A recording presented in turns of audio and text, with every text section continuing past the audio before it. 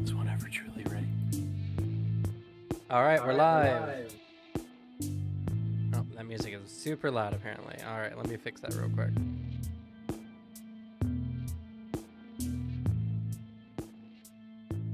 Is that better?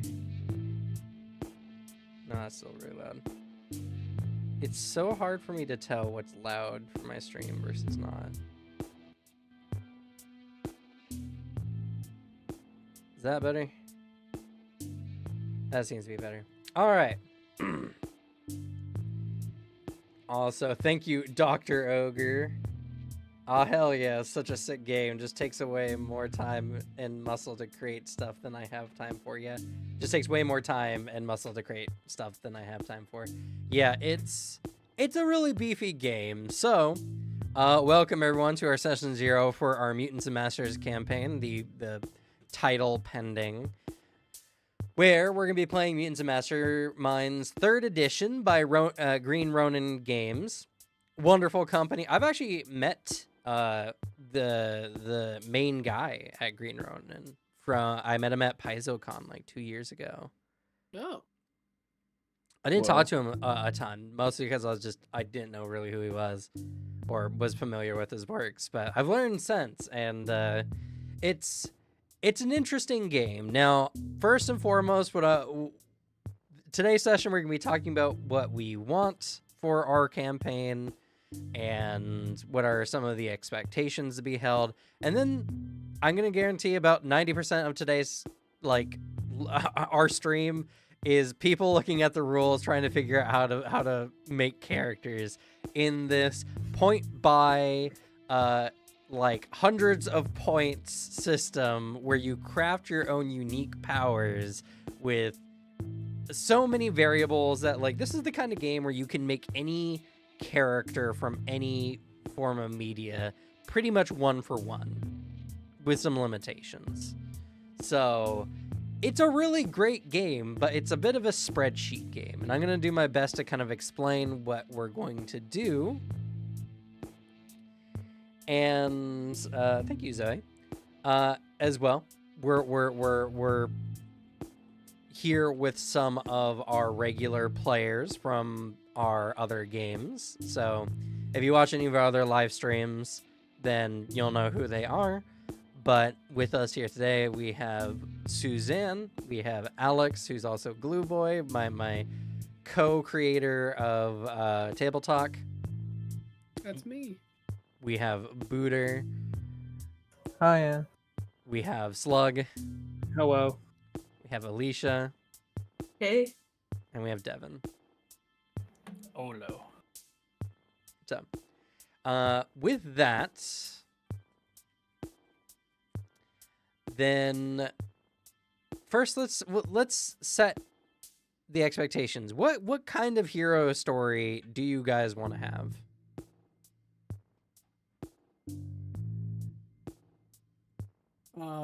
I mean, I'll say, because it's what I was kind of talking about with you, even just before while I was asking. The vibe I had in my head for what we were entering in was something that was going to lean into the comic book style. I guess with a different edge to it almost. I don't know. I think the style of a superhero tabletop game with people role playing it, I feel like it lends itself a lot to the this is a superhero comic book world, but then okay, let's examine a lot of elements of it and try to play it off what if this thing was kind of a little more grounded in real life. Definitely saying that too, because that is a large concept for my character, is examining some of the realer aspects of balancing your real life with a superhero job aspect.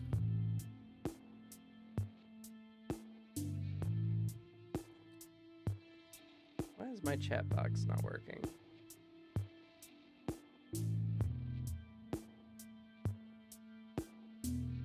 I think it's the idea of superhero analysis and critique without going full The Boys, in more this is a fun genre, let's play around in the space without going full edgy grimdark with it.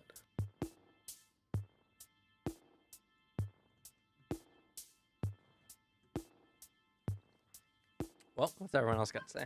I'm trying to figure out my chat box because for some reason it's just not working.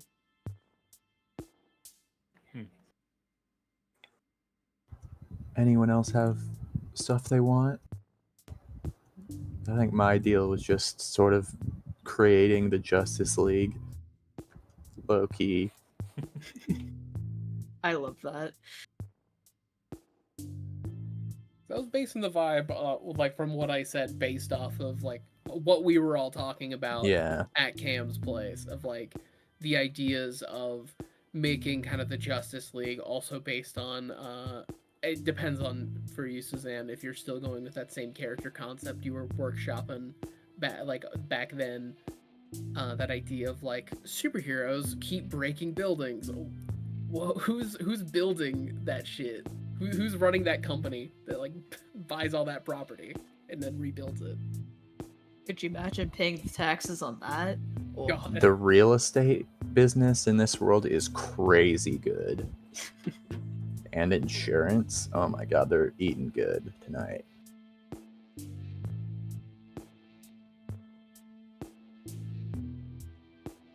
Well, insurance is only good if they're not paying out ever. Yeah, well they have very detailed fine print on what institutes needing to be paid out when superheroes are involved. Yeah. It doesn't sound like an act of God. It sounds like an act of godlike powers. There's a very clear difference there.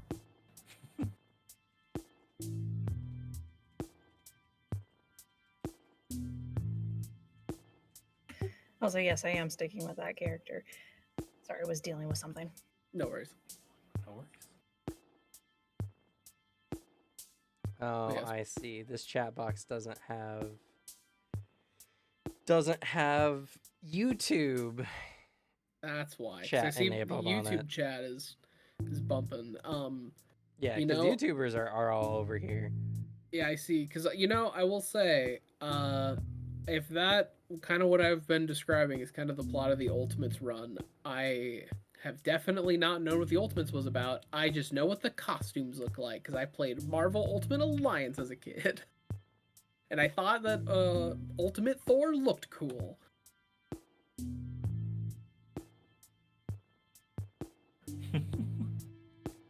That's super sad. I wish. I can go in and fix the code later, but we'll just have to settle for this layout for now. That's unfortunate. It's someone who just wasn't very proficient at making layouts, or made this layout like forever ago. I don't know. Ooh. So we have a little bit of Justice League, and a lot of people kind of like the idea, a little bit of like the Marvel feel. Like, what do you guys want from your story? I think it's the biggest question. Like, do you just want to tell a story about a group of heroes getting together, forming a league? Do you guys want to like tackle the realities of being a soup? Like,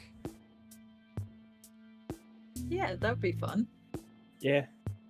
I think, at least on my end, I think both can mix together in a fun way. But I think having the story also be a fun element of like, this is a ragtag group of people coming together, becoming like a greater sum of its parts. Like in the end, like, a superhero story that ends like saving the world, doing better. And then but also like I think just the kind of the examination that a lot of the characters seem to be running into like, okay, let's do a bit of examination of like, if this was in life, how would this operate? It's like the balancing of also like, all right, you're a superhero, how do you deal with balancing this? Like living your life as a superhero. what's the realism scale you guys want? Like, how much into the realism should we get? How much would you guys want?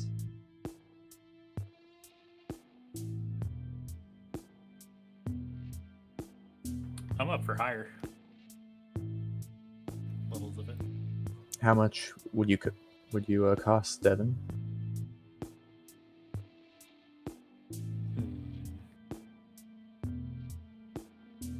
Maybe an 8 out of 10. I didn't get a single groan from that from Cam. Makes So me so sad. just to make sure, you want it where it's almost as if like we're talking about a series where what if superheroes were real, though with like some kind of like give when it comes to like suspension of belief. Yeah. Okay. I What about was everyone else? thinking a similar lens, but I was even ebbing more towards like a 6. But like the Yeah, idea of like, What are we putting Marvel and DC at? Yeah, that's what Well, I was wondering. So Marvel tends to stay, I would say, somewhere in the like 5 range. Yeah. They address a lot of real world issues, but it's also a world where you have to if it was really the case, there would be way more problems in that setting in like a realistic way. Like it wouldn't be just something so simple as like, I don't know about those mutants. I don't know if we can trust them. It'd be more of like, very heavily restricting and or even like, I mean, which X-Men go into, but it's never to a point where it's like, or even just the idea of like, how have the X-Men not taken over the planet, Mm-hmm. kind of situation, because it goes both ways.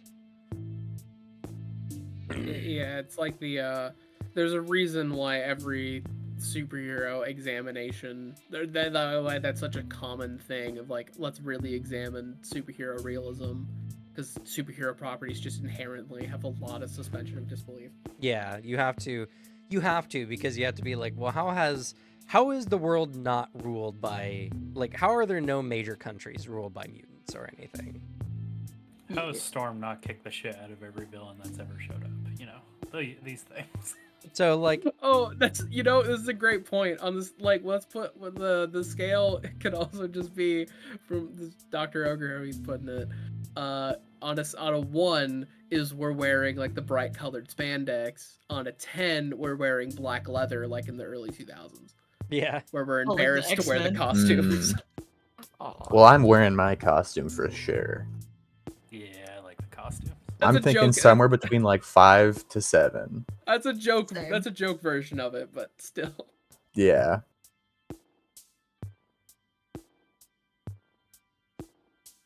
Because that's what I was thinking of 6. I think like you're hitting the realism elements of it, but you're still having the superhero, like, there's still some stuff that's like superhero logic. okay, I think a 6 is good. all right. So we're looking something along the lines of like, I guess a good way to kind of put this as well is you can actually just look at X-Men. Are we looking X-Men like comics and animation, which is somewhere like kind of like a 5, or are we looking like the more modern X-Men movies with like Hugh Jackman or whatever, which are kind of more like a 7?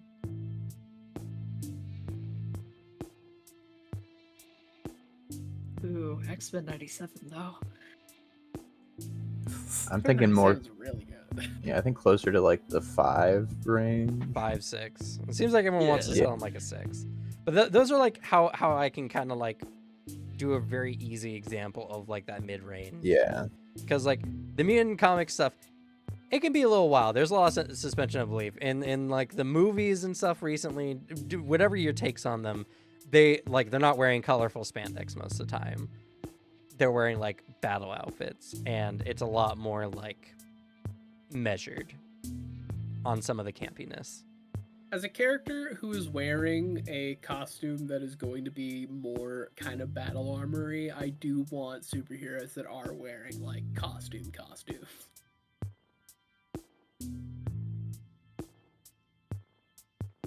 Okay, so serious Yeah. but a little campy is what I'm hearing. Yeah. Yeah. Okay. There'd be some fun. I think playing around in the superhero space is like the idea of like playing in a comic is Mhm. really engaging. Yeah, we're looking for a vibe of like yelling out "Halt, vile fiend" and beating a villain's ass, and then coming home late at night, hanging up your coat and greeting your wife and kids. Who could like divorce you? Because there Yeah, are Oh. serious consequences. Yeah, I guess, like yeah. hey, we need to talk about how much hero work you're doing. I guess if Yeah. we're considering that, are we thinking super crooks or are we? What was it? Damn it! I did the wrong. Oh, Incredibles. Or you put Get it in the fooled. text chat because you can't say the word invincible. It has to pop up. Oh, I'd say invincible is a bit more on the serious side. Super crooks, I think hits harder to what we're looking at. I thought you were talking about the Incredibles for a second. Yeah, Invincible's a really good example of, I feel like, a 6 or a 7. yeah. Everyone is like, it's got the visuals of a comic in like the superhero stuff like down on par, like, Right. perfectly. But it does have like the serious consequences of like, no, you have super strength. You need to like really make sure you're not punching somebody too hard.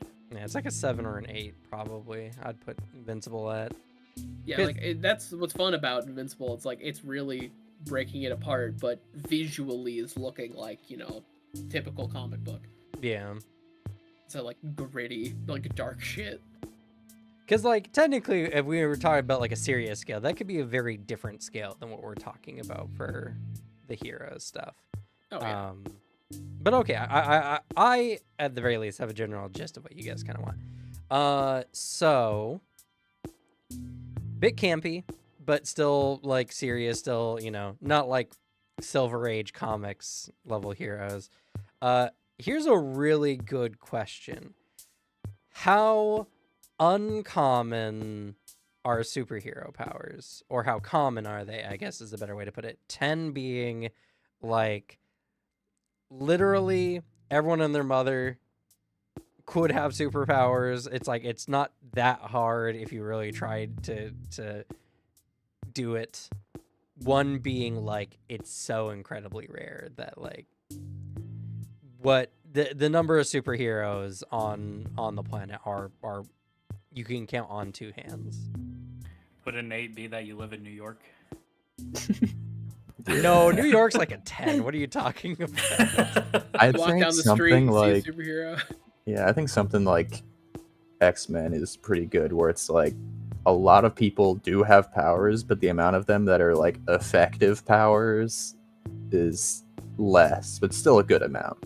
yeah. I was I like thinking that. I like that. 3 how or that's 4. affected. Yeah, I was thinking in the lens of like 3 or 4. Like it's a thing of like the idea where you're looking out and it's like, oh, it's Spider-Man, and you're like, hey guys, like, oh, take a picture, it's Spider-Man coming by. Is like that's like a thing when you see a superhero. It's like a celebrity coming by, but it's not like it's not super crazy that a superhero is in your area. You know that it's a thing, but it's like a celebrity coming in. If we're talking celebrities, in the sense of like movie celebrities, right? Not internet celebrities. Yeah, like in like the same vibe as like you'd be like, holy shit, is that Matthew Perry from Friends? Like coming down the street? Like, that's a If late Matthew Perry like, was a it it was superhero, who couple would he years be? ago, Let's say it from there. okay. He passed recently. This is the only thing that popped in my head with Matthew Perry. What a weird reference. You I said know. Hugh Jackman, Ryan Reynolds, literally. Matthew Perry. Yeah, Matthew Perry. Cillian So, Murphy. like, if you guys are working in a city, how many other hero groups are around? How about that?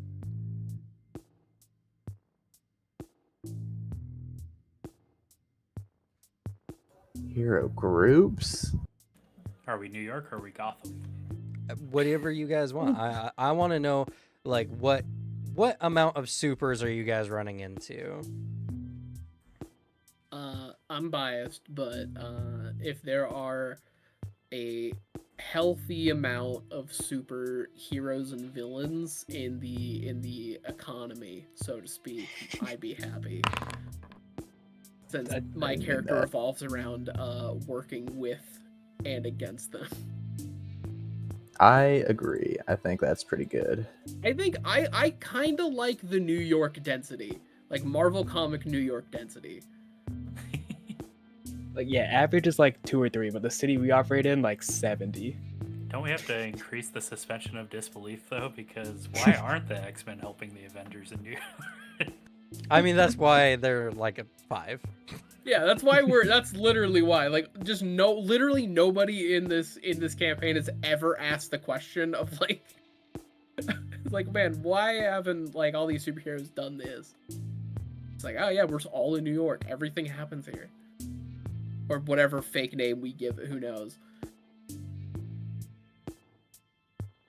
Which then, like, we have just all the stuff happens in New York, I guess, or fake name, but means that it can go from like, oh, it's a celebrity passing, or the one scene in Midnight Suns, the Marvel game, where it's like that great moment where a fucking magic portal opens, some guy bumps into Blade and then doesn't react and is like, get out of the way, dude, and like walks around him. Like no reaction, and he's like, yeah, it's New York.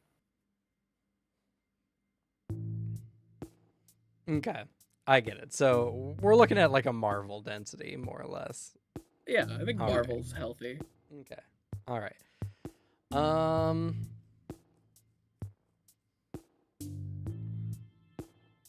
I think that's generally everything.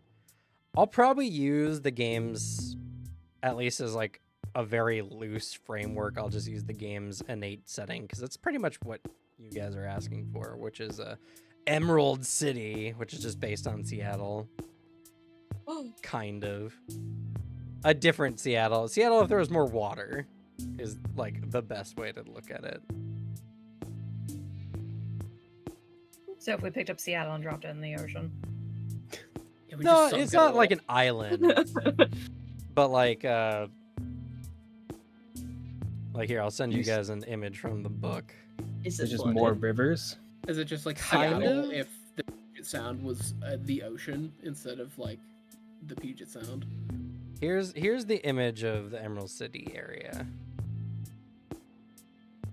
Just made it Okay, more islandy. I get you.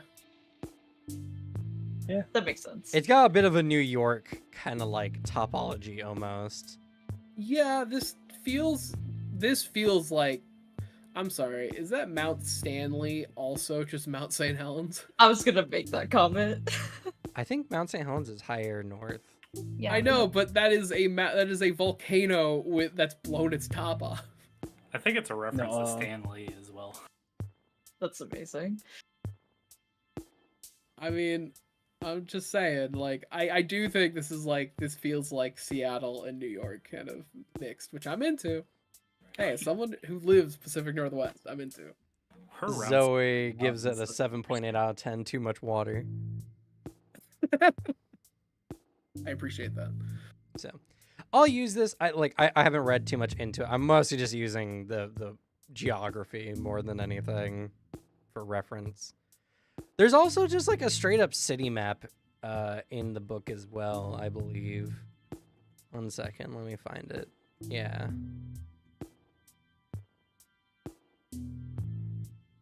I think this is a...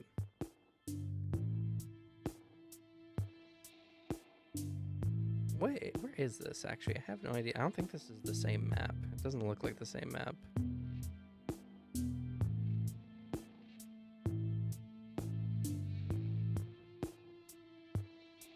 Wish I could zoom in without everything just going to garbage.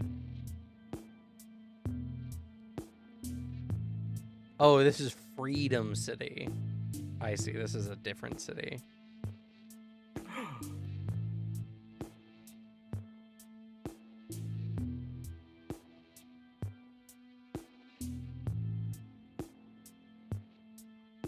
But yeah, I'll use Emerald City generally, just so I can get some inspiration or whatever. We're going for kind of a Marvel-y kind of theme. We do want some tougher stories, a little bit of repercussions of player actions. So, other than that, just a couple more general home rules, more for my own sanity when it comes to certain things. First off, minions. So, minions, for people who are interested in making minions, just know that your minions are very vulnerable to get knocked out super easy. Any non NPC or any non-minion NPC can hit your minions just automatically. It's a routine check. Yeah. If you hurt them, And there's also certain maneuvers that are specifically targeted against minions, which is funny. if It's you true. hurt them, I'm going it to is my job cry. to do so. And minions Oh. can't go down like we do. Sidekicks do that, but minions just die. But they can be replaced. Yeah, they're just They replaced. can be replaced. That's so They're sad. irreplaceable. They That's all have not- names. Huh? That's They not seem true. pretty They can get a replaceable. different name, Alex. They all have names. I've named Listen. them all. Well, Not then I yet, guess but you I just will. might as well get a bunch of sidekicks. Listen, No. any lost minions are replaced in between adventures with other followers with similar abilities at the game master's discretion. Straight from the You can't book. make them sidekicks. Plus, That's too sidekicks are easy. so much more expensive. Minions because these are regular men. These are boys. Why are you employing that's minors? kind of one of your problems, Uh. ain't it? They're just guys with guns and some tech I built. They are my employees. Don't let them get too close. I will try But- not to. Devin was talking about taking interpose, which would let him take hits for your guys. I have 10 of them. Please save my boys. So that's not even homebrew. That's actually straight up minion rules. The point I was trying to make is, so use of minions. If you have minions, if you have more than one of a particular type of minion with the same stat blocks, more or less, they all go together in one unit at the end of the round, and they all always move as a singular unit. So whenever you move them, do anything on the battlefield, whatever, most of their most of their movement is consolidated, so they all move in a group. You can still make the number of attacks that your minions will normally afford, but it's just to make it easier to keep track in the combat round. There's essentially a minion part of the initiative track. If you have different minions, then they, like, if you have a minion in a particular, like, singular group, doesn't have the same amount of stats, then they are on the initiative as normal. So this just more or less, if you have a horde of minions, they all go at the end of the round, all move together, just easy to keep track of. If you have, like, elite minions or, like, sidekicks or something like that, they enter the initiative as normal. For all intents and purposes, all minions of the same rank are in the same group. So, if you have a bunch of rank 5 minions, then they all are in the same minion group. So when you're making your minion sections, just make sure you mark that they're in the same group and use similar stats. Try not to make too many varied amount of minions if you can. Otherwise you're just going to slow the game down. My minions are carbon copies of each other. Yeah. I'm just saying, for anyone who is making minions, if you have, if you have multiple minions that do different things, that's fine. Just, just for all intents and purposes. Also, and there's something we'll talk about here in a moment as well. Make sure that whenever you're buying powers, that the cost of the skill is at least 1/5, which is the 1/5 ratio of the number of points you spend. So if you spend 20 points, no matter how many flaws you take on the skill, it has to cost 4 points, and you cannot make any powers that cost 0 points. That probably doesn't make a whole lot of sense, but it will I mean, it has when to we cost start 5. getting into flaws. Oh no, I did the math bad. No, I said 20 points, so it's 4. I don't know. It would be Don't, you're making me 25. do math. If Get it's outta some like if it's 22, for instance, we talked about this earlier. You round up, so that requires 5 minimum points. So if you ever get to the point where it is 1/5 cost, just make sure you make it a multiple of 5, because otherwise you're just wasting points you could have. People can waste points, Booter. It's not People can waste effective. points. It's not efficient. So who cares? Maximum efficiency. He's That's building what I the require in my League, Justice Cam. League. I'll accept nothing less. Sorry, his League of Justice Thank has you. to be distinct. All right. So, the rules for making your characters. I know some of you have already made some progress, or are mostly done. Shame on you. Should have waited for the stream. I never waited. finished. No, I'm not even done. I haven't really started. I started, but it's more been like theory crafting. But, where are...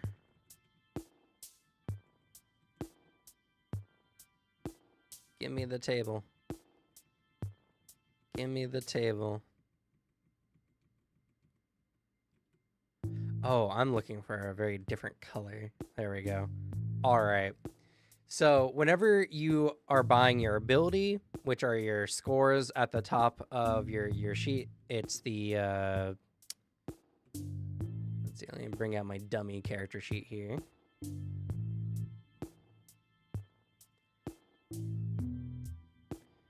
So in your standard, like where attributes normally would be, each of those are 2 points per 2 points per 2 of your power points, which, by the way, so we're starting at power level 10, which gives you 150 points. You can put that at the total power points at the top of your sheet. I don't think it lets you affect that. I think if you change your level. No. Do we have a Roll20 link that I'm not aware of? No, we're in Foundry. Foundry. Same Foundry link as before. Oh, okay. I was lied to when I was told there wasn't a Foundry thing. I don't know what to tell you, man. He's trying to downplay the popularity of this game. I don't know what to I tell you, know. man. You even criticized for me before. Yeah, I'm gonna do it again. Also, everyone in the chat popping off about how fun Mutants and Masterminds. Yeah, there's a lot of is, people here who are very excited for Mutants and Masterminds. I told you. which we're all excited for it too. Yeah. So You were not optimistic about the popularity of this stream. Wait, does that mean there's a sheet I should have been working in Foundry this entire time? well, there's one There is that now. is There like, is now. you can plug it in, but like Hero Sheet, I like that just does the math for me because I'm bad at math. Fair enough. That's why I've been doing it with Hero Sheet because I can't add basic numbers together. Why is the number red? That means something bad. Oh, hey, there's an import option. If you have Hero Lab, you can import your character sheet from Hero Lab. Hero Lab is the one where that you have to pay like $15. I Ew. see. That is good to know though. For those that have Hero Lab.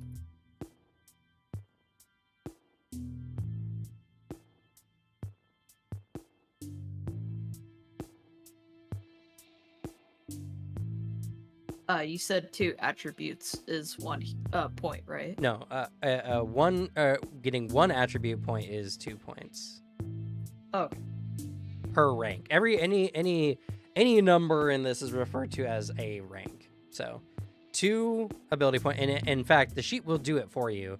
If you add it to your base, it will automatically take the points at the top of your sheet. I just don't know how to adjust the total because the numbers in red telling me that. Oh, if you look below abilities, there's a starting PowerPoints section. It adds it to that little bar. Oh, I see. Thank you. Good catch. There you go. So 150. I recommend you put a couple points in at least everything, or 1 or 2 points in at least everything, because what your character is capable of is based on what these ranks are. So how fast your character is, what they can lift. If you have 0 points, you're going to be unable to do that thing, like, almost at all. The order I suggest going in is advantages, powers, and then fill out everything else. Another thing to keep in mind is your defenses. So your defenses, predominantly dodge, which is for ranged attacks, and parry, which is for your melee attacks, are going to be 1 point per defense rank, but when it comes to the toughness, I'm at the character part of the book. Yes. To improve your hero's toughness, you have to use advantages or powers.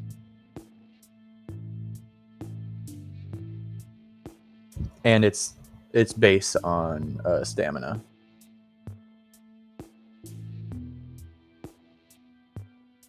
So base toughness without any advantages or powers is just going to be equal to your stamina. Yeah, because I have one of my powered equipments that's boosting my toughness. And there are things you have to keep track of, like for your defenses, dodge plus toughness can't be more than double your level. Parry plus toughness can't be more than double your level, and fortitude plus will can't be more than double your level. And then for your skills, they also can't be more than double your level. Yeah, Just I was going to any get of to them that. Individually. Honestly, all you guys need to know is they just can't be higher than 20. That's it, really. Though, specifically for your attacks, whatever attacks your hero has, its attack bonus and its effect rank cannot exceed 20, essentially. So, when you're looking at dealing damage for your attacks, you need to make sure that you don't boost your attack all the way to max. Otherwise, you can do no damage. So you need to have a bit of a healthy blend.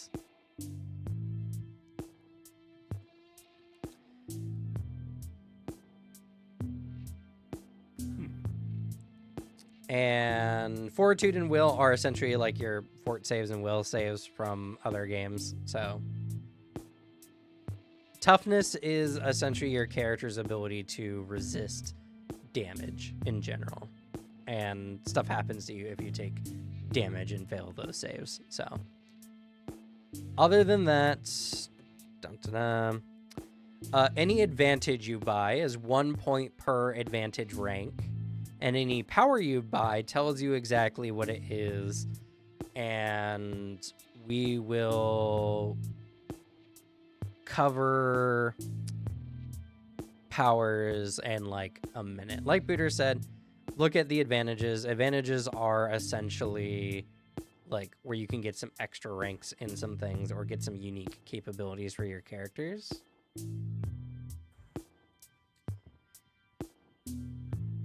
But you kind of have to balance everything by the 150 total.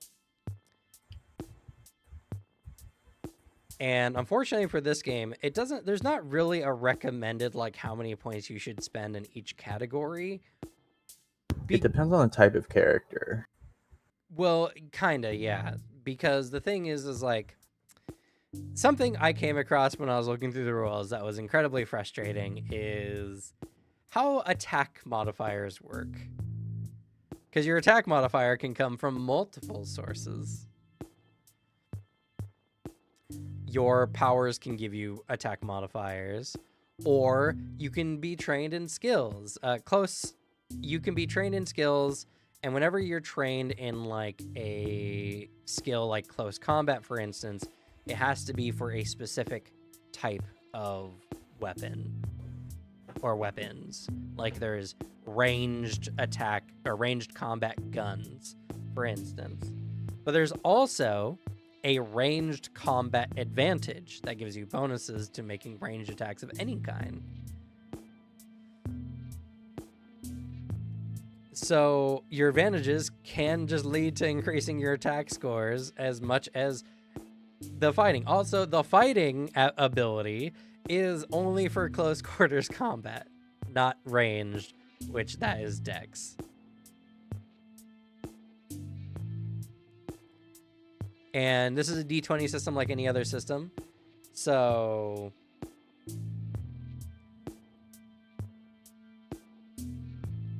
the abilities are added typically to whatever modifiers you have, whether those are skills, advantages, powers, whatever.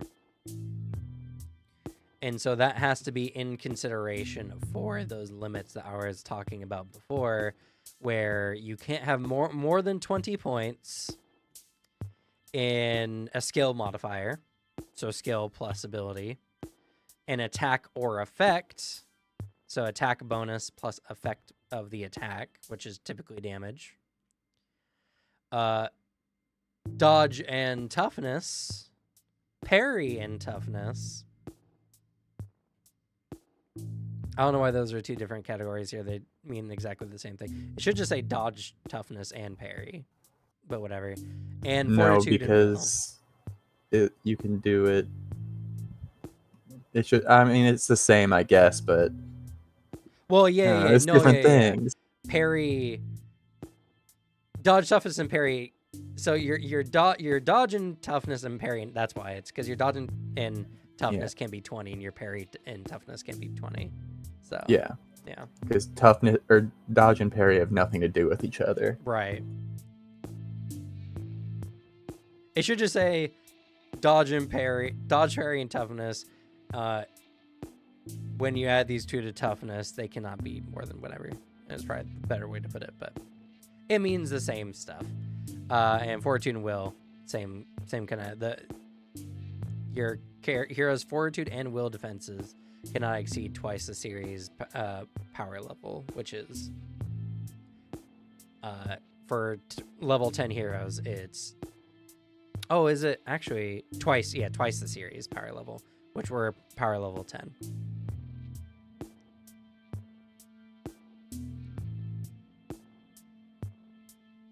So, any questions?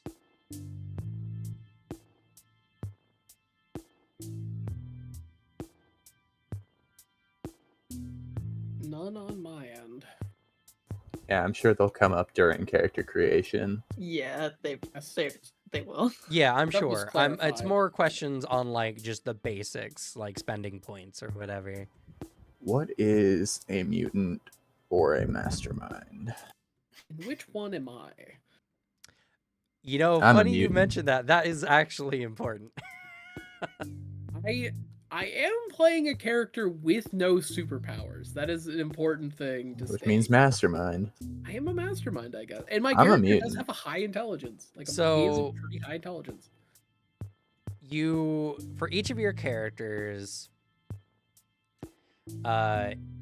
you need origins and descriptors. So like your character has origins, where they came from, where they got their powers, all that kind of stuff. And descriptors of those powers are important, and your descriptors must be the most like basic form of what your power is. If you shoot fire, then it has the descriptor fire. Plain and simple. it's something that is important because this game uses a loose logic system, which there's tons of tables in the book everywhere. Where like sometimes your powers might not work because their descriptor conflicts with something in the scene. Like if you have the fire descriptor, if there's no oxygen, then you can't use your fire because there's nothing for it to burn. Stuff like that. Also, your characters must choose complications. So you have at least 2 complications for your hero. Now, complications are important for your heroes because these are how you earn hero points throughout the adventure. So most complications must be something that is some kind of inconvenience or some kind of compulsion for your character. Also, hero points aren't the hero points that you guys are probably thinking of. Oh, thank you. They're a different thing in this system. That's actually not true. They're very similar. They're similar, but they are very important to keep around to do other things. Yeah, there are, and we'll talk about that more when we actually start playing. But hero points are very similar to like what they are in Pathfinder. They can just do. They're kind of like fabula points in a lot of ways. Yeah, when you guys start looking at like advantages and stuff, you'll see that there are some that require you to spend hero points to do stuff. So don't underestimate a hero point. Yeah, I have I was playing around with the reputation the complication stuff, and I do like the complications. I might have picked some out. And then you have an additional complication that's tied to your character's motivation. So you have 2 complications and then a third complication that's directly tied to whatever your character's motivation is. So whenever these cause problems for you during your adventure, they will grant you hero points, which you will use to hopefully not die, or to make the story more what you want it to be. So one part of this game is very much important to clearly define what your powers are, where they come from, and other aspects, because it's a loose logic system. So if something doesn't make sense, it doesn't work.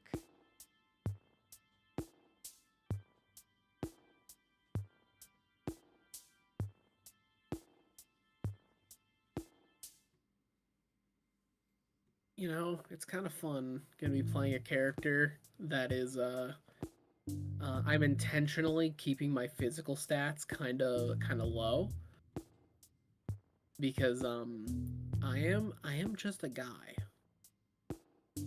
but I have tech that boosts my physical capability higher. They just, can be removed.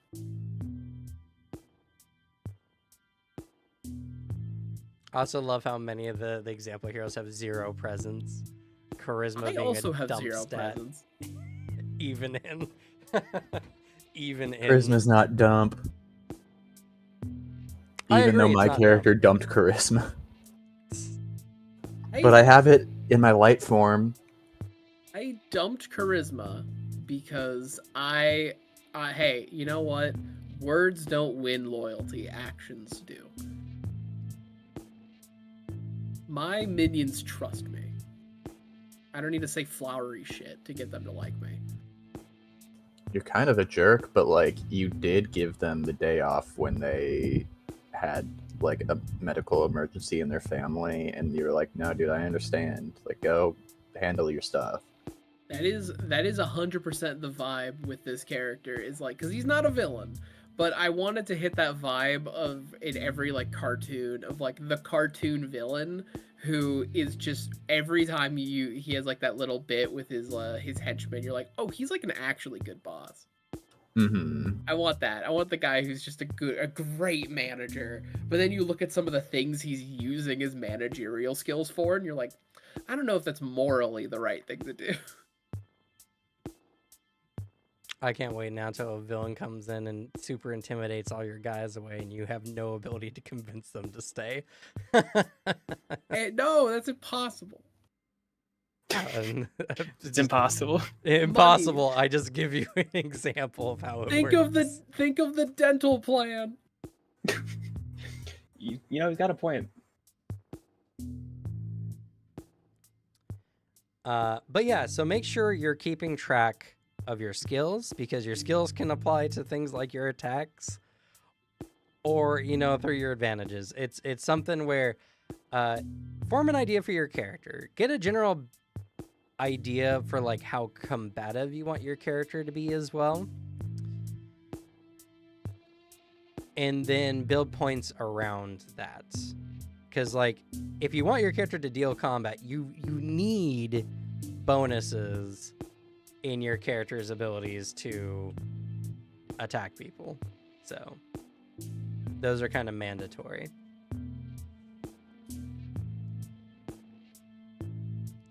And then even though I'm going to describe it here, I guarantee questions are going to arise around this anyway, but I'm just going to do it for the sake of the stream.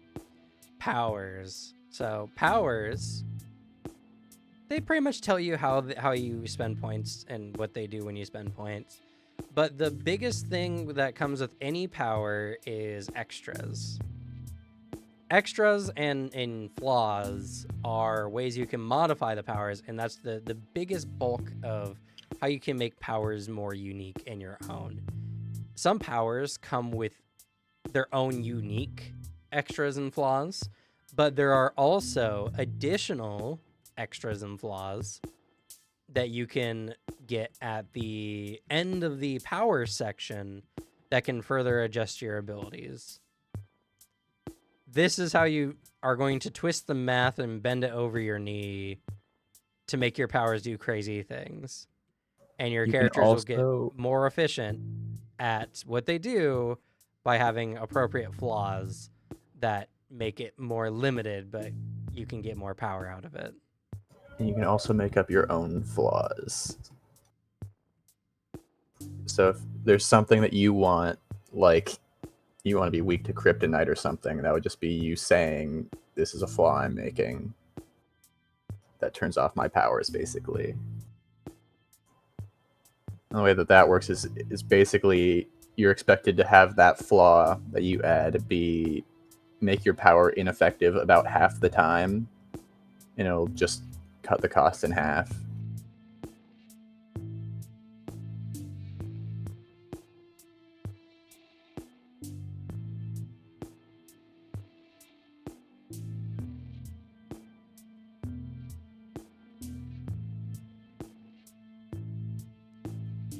And this is the part where the easier time, you're gonna have an easier time when you have a more clear image of what you want. There's a lot of blue boxes in the power section, or light green, bluish green, that are examples of like powers that have been pre-made using the effects of like other powers or flaws or whatever. So keep an eye out for those. They'll give you some good ideas on how you can do certain things. But it's just math. We're just getting to a math part. So I would like to encourage you all to start thinking out loud for your characters. And like talk about the things you're adding, what you're interested in. Otherwise the stream will be very boring. Very quiet as we're just sitting here. As you're all sitting there just doing math, arithmetic, trying to like get your characters up. Yeah, because right now I'm really just, I have to toss some stuff over because I have at least what I think of it, kind of the base state. Because before I add more, I want to toss things in. And then I need to design my HQ, because I'm going to design a headquarters. It's very integral. Cam, you gotta stay on him. What do you mean stay on I'm me? looking can at get the out of- headquarters part of the book already. You can get so out of hand with that. I'm not. I want to. Do you know how cheap a time machine is, Cam? I'm not going that crazy. It's unbelievably inexpensive. I'm not going to make a time machine. Oh, also, so I kind of mentioned this before when it came to minions, but when you're looking at the advantage sections, you can buy multiple types of the same advantages. Like minion, for instance, you could buy that same one to get multiple minions. And if you buy them all of the same rank, then they're all the same, essentially, person, or they can be anyway. Or you can have different levels of minion to make it easier. One of the best examples of this, I think, is... well, equipment is the best example because you have multiple pieces of equipment that are essentially just cheaper powers. Yeah, you'll see at the top where the name of the advantage says, like, the type of advantage where it says general or skilled. If it says, like, rank next to it, then that'll be one that you can put multiple points into.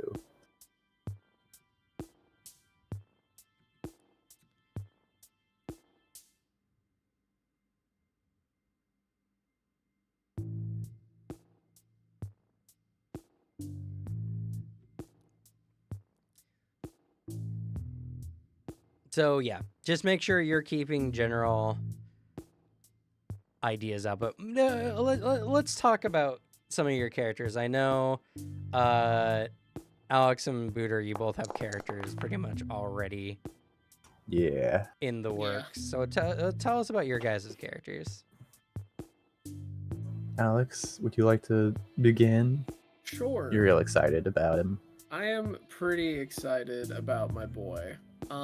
Yeah, I am going to be playing your pretty typical for your comic book setting, your mercenary for hire anti-hero. Going by the tag Lockdown with his minions. He's got his own little like HQ and squad. Works for pay, the highest bidder.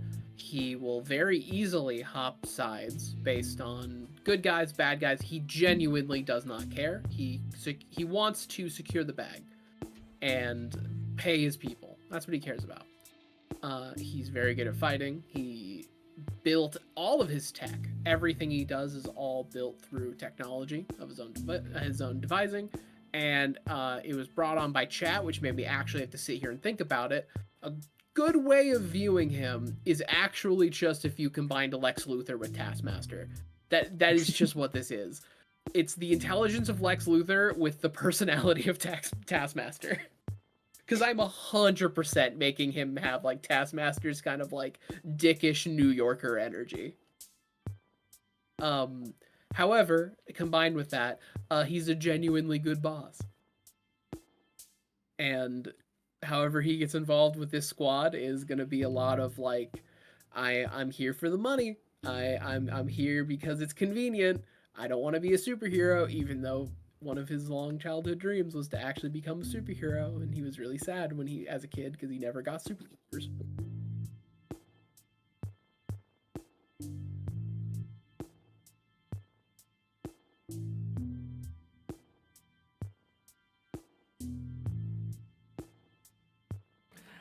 I love the dichotomy of what our characters are going to be, by the way. Oh, yeah? Yeah, I don't have an idea yet on the powers. Like, there's some stuff I've been theory crafting and, like, floating around. But I do have an idea of what my complications are going to be. Hell yeah. The difference, I think, between our two characters specifically is he was born with powers, but under the lens that he never got a secret identity because he has two parents who are super villains. Oh. And he's trying to kind of pay off the sins of both the father and the mother in this instance, of like trying to do good, trying to be a good person, but it's under the lens of like his parents were just supervillains, and he has to work to like counteract a lot of their bad will that they've inflicted on him. And you have to tell me what level they work at, because I think it'd also be extra funny if there's a chance that I've worked for your dad or your mom. I've just worked with them at some point. That'd be interesting. Or I've worked against them. Like, either or. You know what? I'll roll for it in the moment. Like, I'll make a coin flip if I've worked for or against them. That's fair. Because both are likely. Because that's part of the complications for my character, is that I already have two that I know. Is he has the fact that he one of his main things is his really important motivation is that he knows the names and lives of every single one of his minions, and he wants to make sure that they're taken care of. Like, they need to live decent lives. He genuinely cares about them. As much as he might not say it or show it, he does care. They get their holidays, and then they reciprocate. They're very good. They're very good at their job. And so he'll make sure they survive and are taken care of, which means he takes bigger jobs, and also is willing to hop sides. If, say, for example, a supervillain is like, I'll double what this hero is paying you. And then he's like, oh, fucking okay. Which also then makes his reputation as knowing that, like, hey, he's a little flaky. Yeah, this guy's he's not great. Leaning into, like, that comic book style of, like, the mercenary. Because all those mercenaries in, like, anti-heroes in comic books, when you read them, every single one of them is like, you shouldn't trust them at all. You don't trust Taskmaster. You don't trust Deadpool. Like, you don't trust any of them. You don't trust Deadpool for the obvious reasons, but, you know.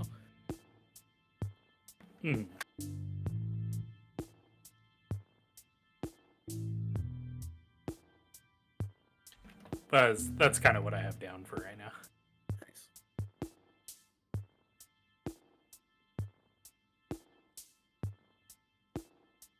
All right, my turn then. Sounds like it. So my character is a boy with 2 power sets, where when he's in the light, he becomes basically made of light and has light-based powers. And he's much more like a Superman Paragon type character, if we're going with the archetypes. And then when he's in darkness, he loses all of his light powers and gains dark powers, and he becomes like darkness incarnate, and he becomes much more of a super powered Batman type character. And he's a little insane. So like his light side has stuff like flight and energy beams and the like, and then his dark side has teleportation and like stealth stuff. It's pretty cool. There's 2 separate power sets that are active at different times. And he's the leader of this ragtag gang of the League of Justice.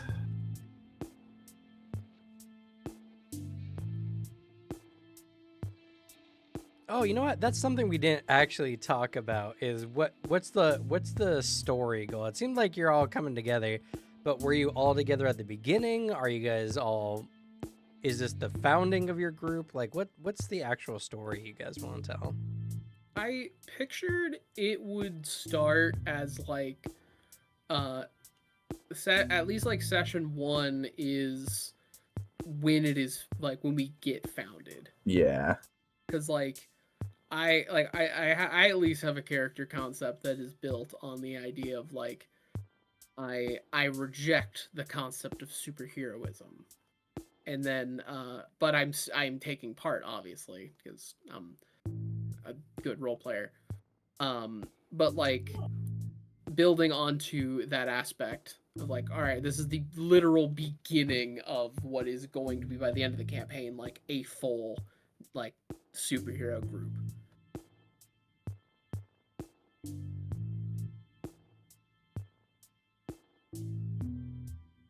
I like that. Yeah, I agree with it.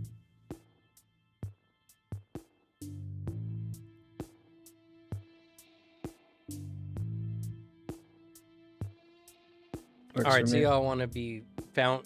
You want to found your group session 1. Is what I'm Yeah. thinking. That sounds reasonable. Okay.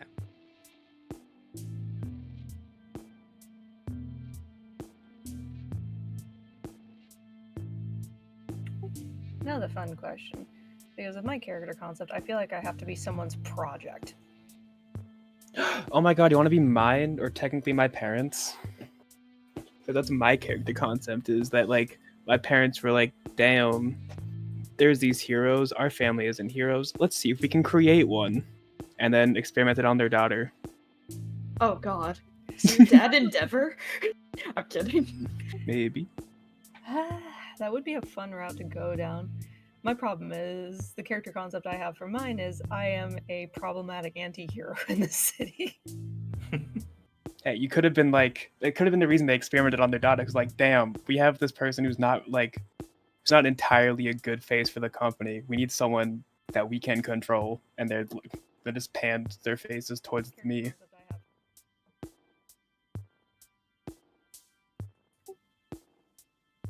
Okay, I can go with that. Because Now like the the fun question, concept, will we work together or begrudgingly because we have no choice? I would love to work together with you, but I don't know how you would love to work together with me. I mean, I as the player would love to do this and see how we can play out with this.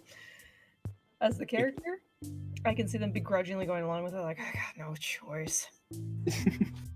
That's fair. But they're not the type to like, oh, I have an opening, I can abandon them. They're not going to do that because they know if they do, they're in deeper shit. That's fair.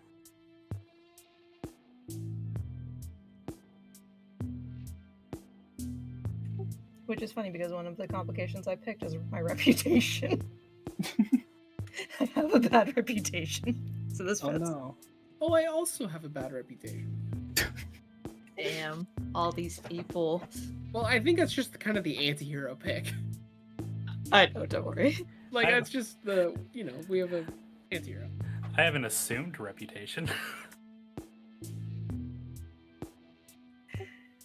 So I guess this is more of explaining the concept of the character. Is my character creates minions out of objects, structures, and stuff like that, but they have a bad habit of constantly pulling minions from concrete of buildings, and this has led to a very horrible reputation of them being building collapsers.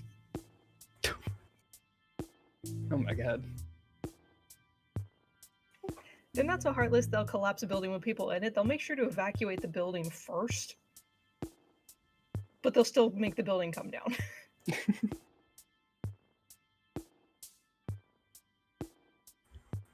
Or at least leave several Swiss cheese holes in them.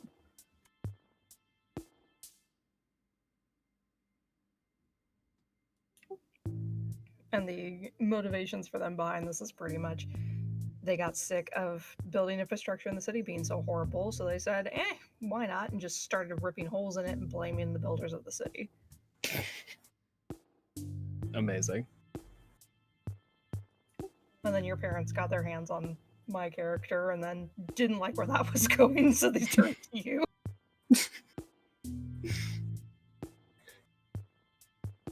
You see, the powers that they gave me was more like, the idea I was going for was just like Angel on the battlefield.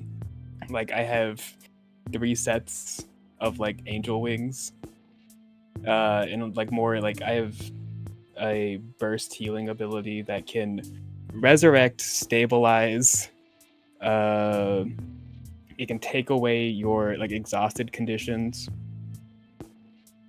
And it's persistent, so it can like, fuck. What was the meaning of persistent? It was Even if you don't, if you're like knocked out or something, you still stay flying. wrong. Your healing can remove Oh, it's even different then. incurable effects. So like I can just heal everything, basically. And later on down the line, I was gonna go into more like supporting and like buffing up your guys' stats. Ooh. Though the downside to being able to heal the fatigue and exhausted conditions is I then take on the removed conditions myself. And I cannot use my healing to eliminate my own fatigue. But it's worth it. Is fatigue a condition? It is. Yeah, you can heal the fatigue and exhausted conditions, so I would assume so. I can remove it. Oh, Oh, that's good. combo! Yeah, I have Fatigue- leadership. Yeah, fatigue you can get from other ways, but a particularly probably common way to do it is there's an action you can do, kind of, which is extra effort.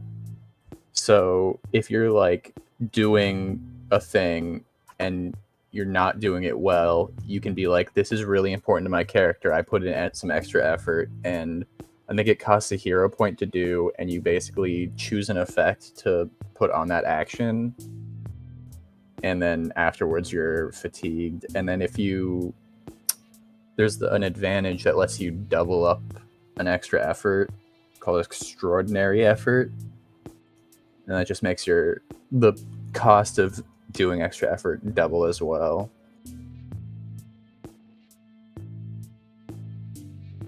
So if we're going to be extra efforting a lot, some fatigue removal is pretty nice. And then also, I'm going to add another extra right now that can... Healing effects can restore character points removed by weakened effects with the appropriate descriptors such as injury, disease, or poison. Restore points equal to your rank to the affected traits. So that's crazy. My healing, I am actually an angel of the battlefield. I can heal everything. Hell yeah. That just makes this even funnier. You're out here healing people. I'm out here causing potential injuries. You look like an angel. The idea I had for their look is they're like a cyberpunk goth. Nice. Yes. What was your question, Alex? Oh. I was just wondering if Cam could give me another actor sheet, please, for my minions. He walked away.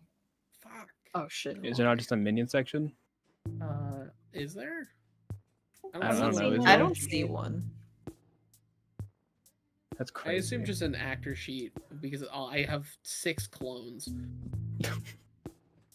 They all have jeez. different names, though. Mm-hmm. I'm gonna name them all. I just need an actor sheet to make the 6 clones. I see. Also, somehow, I don't know how, the chat box got fixed, though. So, it's good. Hog. Magic. That's what I was working on this entire time. While getting some food, because I need sustenance. So if you add minion to your advantages... Oh, no, you just put in the name of the advantage. That's it. Tragic. Okay. Oh, also Booter. Whoa. If my character was, for say, a Twitch streamer, would you allow her to Twitch or live stream our missions? I don't know, probably. Okay. Swag, I'm gonna go back down that route then, because I wanted to make it a thing where like my minions / sidekicks, I don't know what I'm deciding yet, we're gonna just be like my mods that I call upon. Yes. Mods, I need assistance taking this guy down. I get the chat hype. A villain Mods. comes up, you go, mods ban this guy. And then just sniper shot from like up in the air comes down at him. So you have just a bunch of the same guy, right, Alex? Yeah, it is.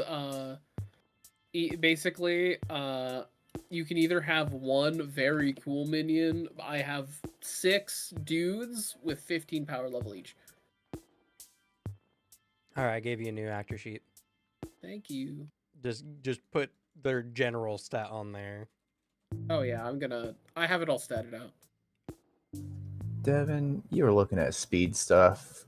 Do you know what page the speed chart is on per rank?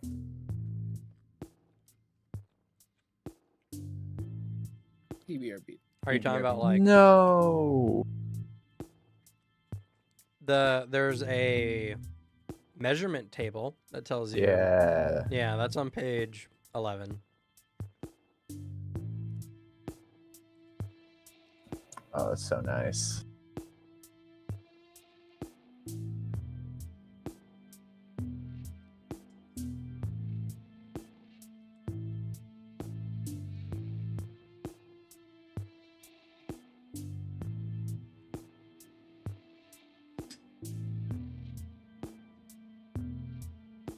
So if I have like flight 1, that just means I can move 60 feet per second in flight?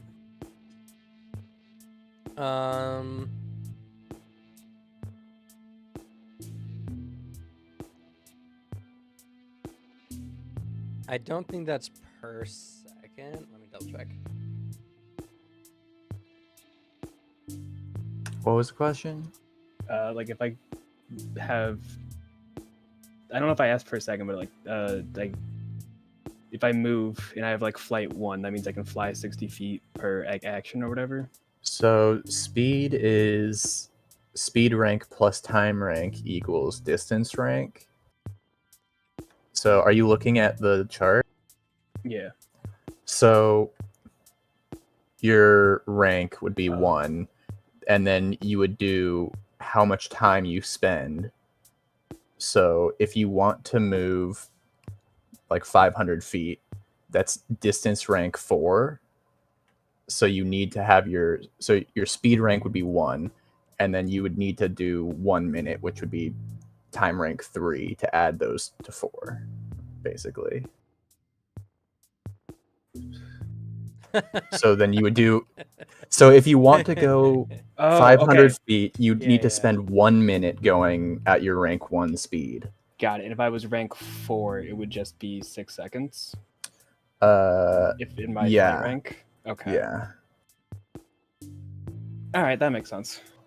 Yeah, so if you want to go the distance rank equal to your speed rank, then you would just go, it would be 6 seconds flat.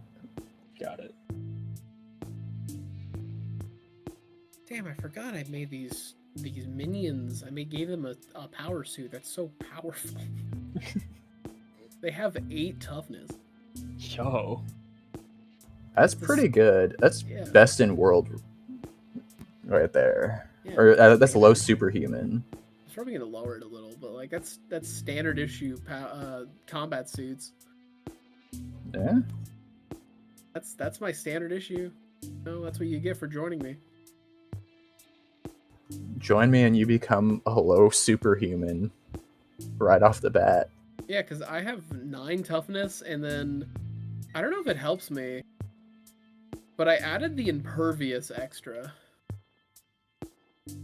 That's pretty good. Does that work how I think it does? How do you think it works? Does it make me, more resistant to stuff?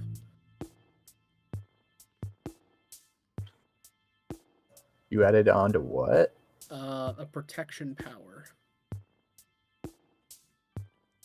And is it not one of the bonus that are already on protection? No. Because it's a standard extra. There's no Yeah. stock ones. I was hoping for extra resistances because impervious seems like that's what it did.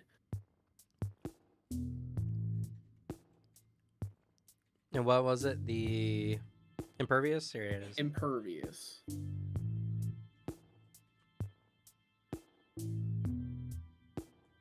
Hey Slug, how old would your character be? 18. Okay.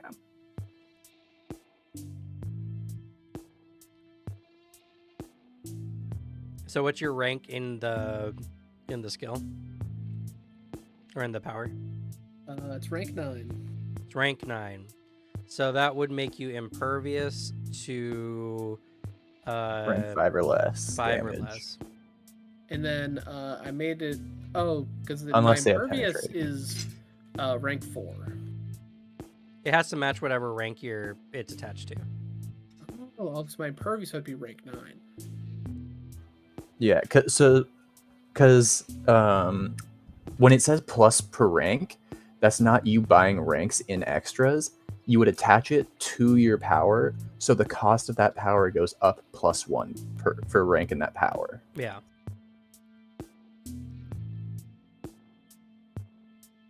Does that make sense? Say that again. So the way powers are, their cost is, it's the base cost for the power plus the +1 per rank, the cost per rank for the extras. So like for this +1 per rank, it would mean if your power is already 1 per rank base, the power would now become 2 per rank cost. Okay, yeah, because I have a protection rank 9. Yeah. And I slap on impervious. So that would so impervious would just increase the cost of your protection power by +1 per rank in protection. Okay. And same with flaws, where it just decreases the cost of your power per rank in that power.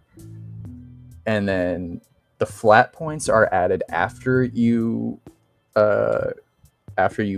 do the per rank stuff, and then you just multiply it by the amount of ranks. So you would multiply your per rank power times 9 for 9 ranks in it, and then you would increase or decrease it by the flat points after that.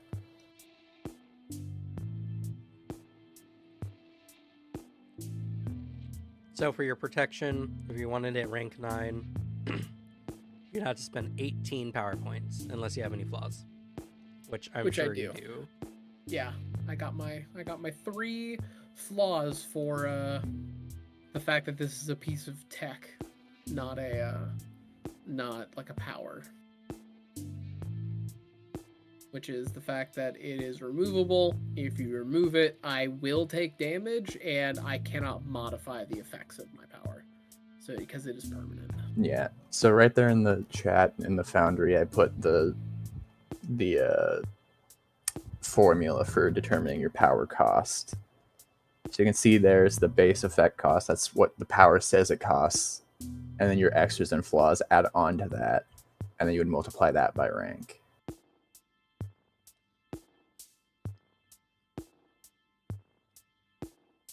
Golly.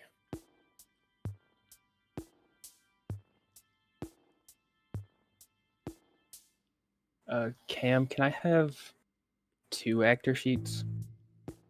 2 additional ones? Yes, I have 2 minions that are different stat blocks.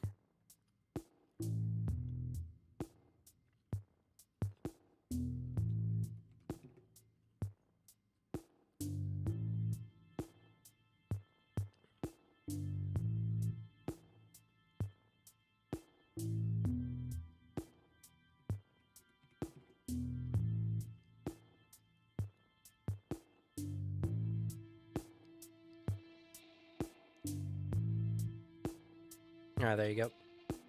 Thank you.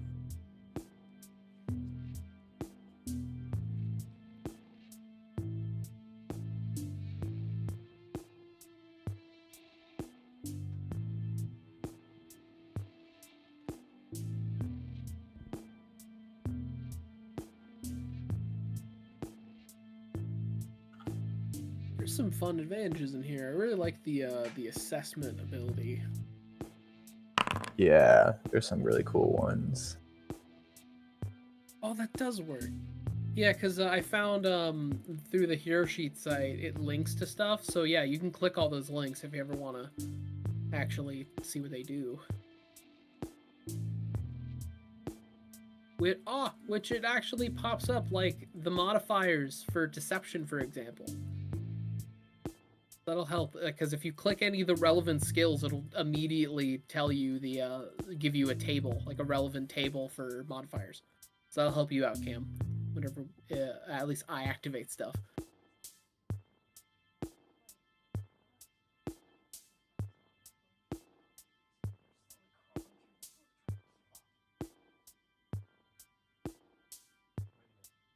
Also, I will make a note, I am very attractive. I do have that,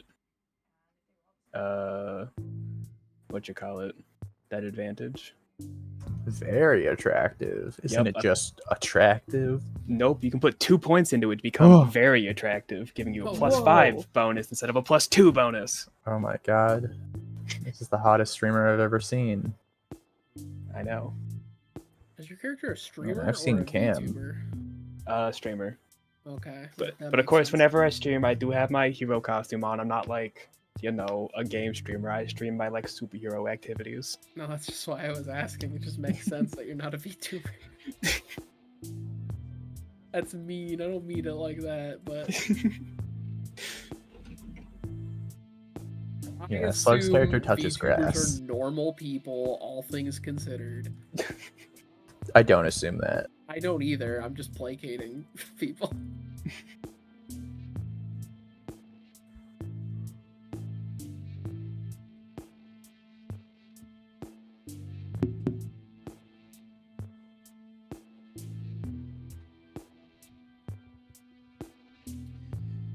So Suzanne just asked me a very good question. What's the emphasis on secret identities in your guys' game? I have a secret identity. Like I got my secret identity because the shit I do, I don't want to be legally culpable for it. I have a secret identity because, at the time I would have been experimented on, I would have been a minor, which, is illegal in this world. So my parents do not want that getting out, so I do have a secret identity. I'm connected to the company, but I'm not connected in the way of I'm the daughter of the CEOs. All right. So, for the most part, heroes have secret identities. How does this relate to the government? Oh fuck, have we gone through the Marvel Civil War? Oh god, we're doing again? Sokovia Accords? God damn it. Well, are Well, superheroes we're in your guys' deciding if setting we are. considered vigilantes?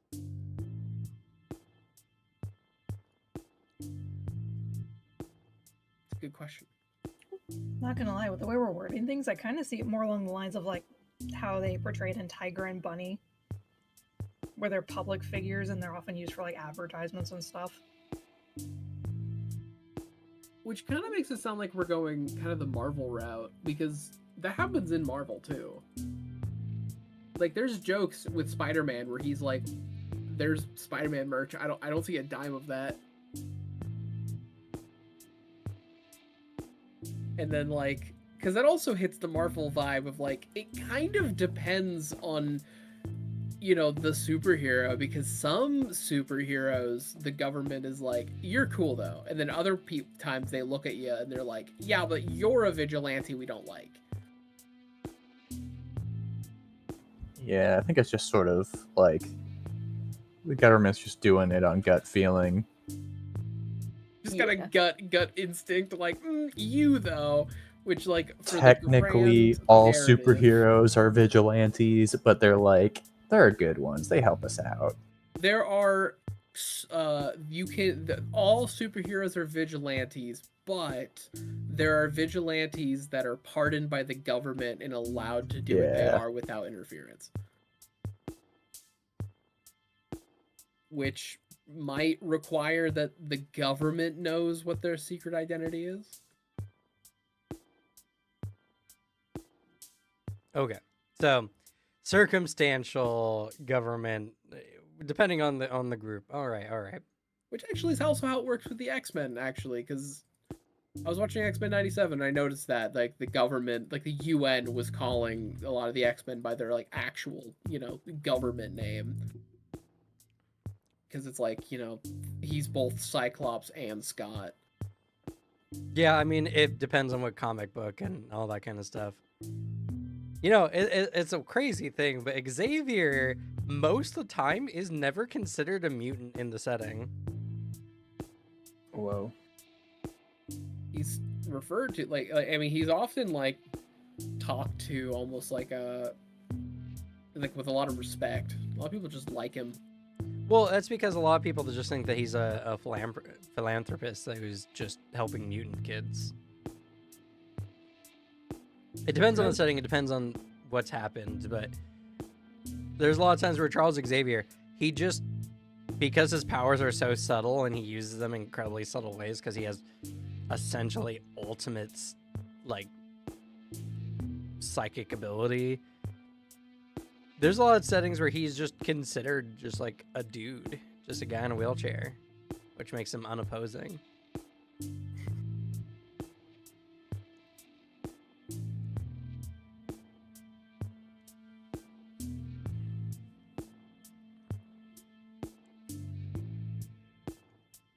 Which almost always backfires because when people find out that he's actually like this mega telepath psychic who can control people's minds, then he instantly loses a ton of credit because they're just like, have you been controlling us this entire time? His powers are scary. Yeah. I mean, he's an Omega level mutant, so. The improved critical advantage is better than I thought it was with the little blurb. Oh no.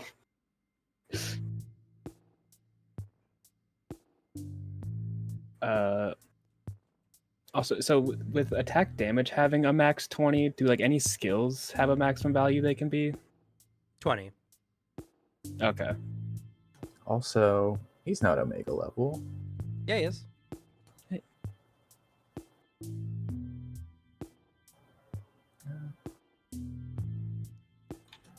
That's crazy. Dude, he's like he's one of the most powerful psychics in the universe. I swear there's a whole thing about like, why isn't this guy Omega level? Maybe in some of the depictions of him, but he's definitely Omega level. Oh, wait a second.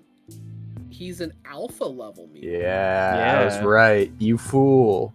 I just looked at the wiki. This He's one Which says wiki? he's an alpha. Yeah, the He's Marvel, not- the Marvel wiki. He's not Omega because his power isn't infinite in scope. It can't be overcome or disrupted. Because the Omega level psychic is Jean Grey. Well, Phoenix. Phoenix, yes. Omega level mutants. Wait a second.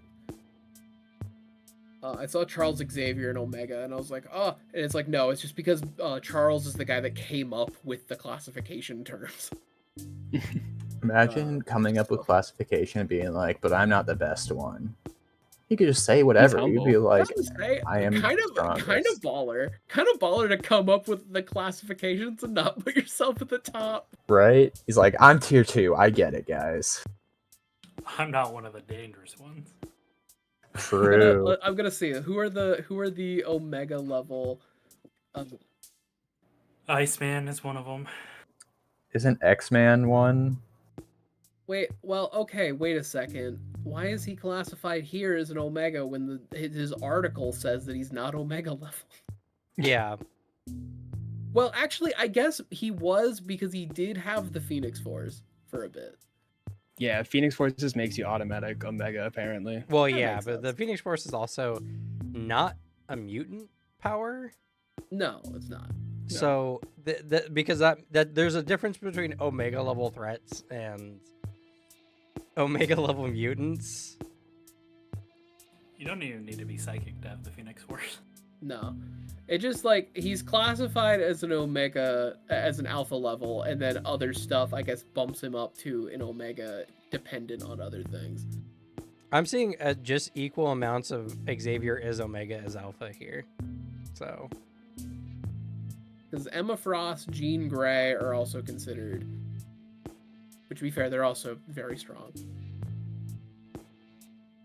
According to the Screen Rant article, he's an Omega level telepath, but only an Alpha level mutant.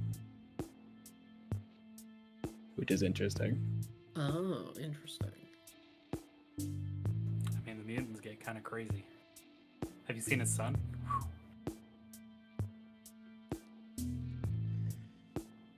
Oh, yeah, okay, so... Somebody directly is asking this question of, like, why the fuck isn't he Omega level? And it's like, it's because he has limits. yeah, but there's others that have limits too. Like, it's very vague. 100%. But, like, It's almost like it's all made up. almost like... that sounds fake. Oh, okay. That I guess you know what. If from what the consensus for a lot of people say is, it's because for him to do a lot of his busted, overpowered shit, he has to put on Cerebro. That's Well, also true. Cerebro definitely helps for sure. It extends that's his how- range To like worldwide to worldwide. instead of like just in my direct vicinity. Which part of I read somewhere, I forget already where, but like Omega has to be able to affect the entire world, and if he can't do that without Cerebro, then he's just not Omega level. I just don't think Omega level is defined as a lot of people like to think it is. You're telling me Charles X-Man Xavier didn't define his power system well? Nope, nope, he did not. He's a goddamn genius.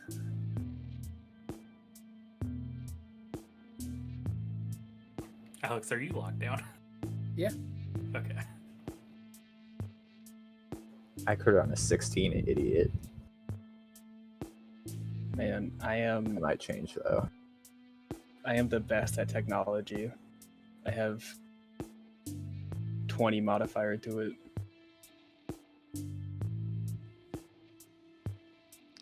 So don't forget, your attack bonuses and their effects cannot exceed 20. So make sure you're keeping your damages in check. Oh, okay, that makes sense. I get it now. I understand what they're doing. Yeah, the classification purely means their limits cannot be measured and Professor X's can be measured. You want to know who is an Omega level? His kid. Well, I mean, that Yeah. happens all the time, but Yeah, his kid Uh, is just him but stronger. because I've seen equal measures him being an Omega level because he's done some redonkulous stuff with his psychic powers. He's Oh, yeah. reached his psychic powers through dimensions. And then he later was like, I'm just a man. I'm just a guy. Let me tinker in your brain. That's all I can do. Depends on the author, I guess. He was able to place limiters on oh crap, what's his name? He's Juggernaut? Mr. Fantastic's kid, who's like a living Oh, god. That guy. Yeah. That child. I only know the child because Doctor Doom is responsible for his birth out of spite. Because he wanted Reed Richards to look at his son every day and know that it is only because of Doom that his child is in this world. Reed's failed. It's so funny. Doom is the greatest. But yeah, apparently looking into it, Omega level means nothing because it's been Yes. redefined a million times. It is just a like, ooh, he is strong. It is like it's the Dragon Ball thing of, oh my god, he's so strong. How can we surpass him? It's just power scaling.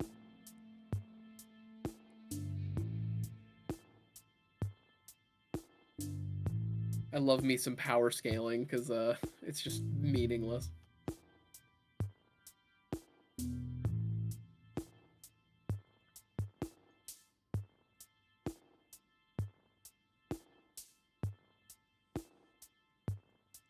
Yeah, leadership directly says in the advantage that I can get rid of fatigued.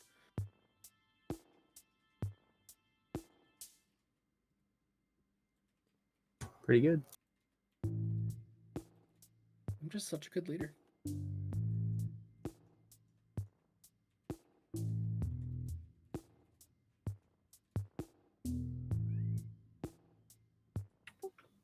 So, what would my character be more for yours? Like, would they be more of a protector or more like you're bringing them going, no, they're a good person?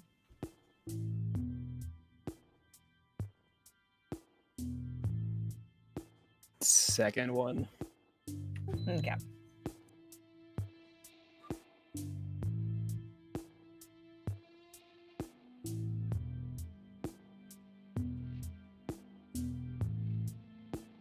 God, this part's gonna be annoying. I have to. Absolutely. We have a text box to write down all the powers in. Yeah, I've just Yeah. been copy and pasting from Hero Sheet. that's what I'm doing.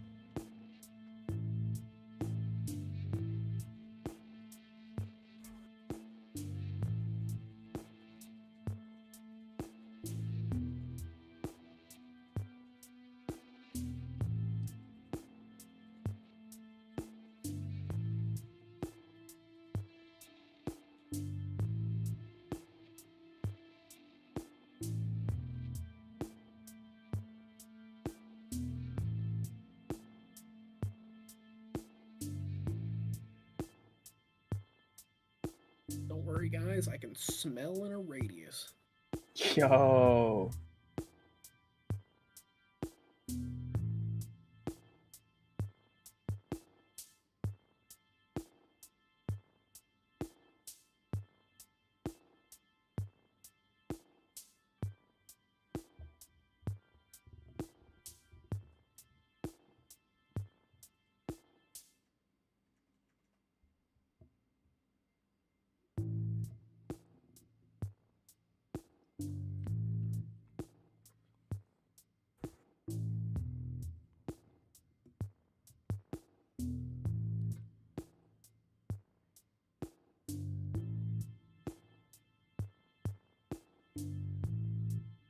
Hmm. I'm very much looking forward to what you guys do with your characters, but also like this campaign. I'll cook something up good for y'all to stress about.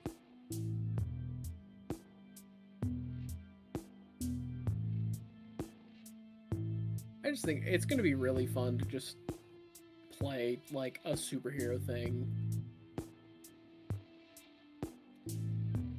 I feel like it's something that everyone's just familiar with in like some regard, and so I think it'd be fun to play around with. It's like role playing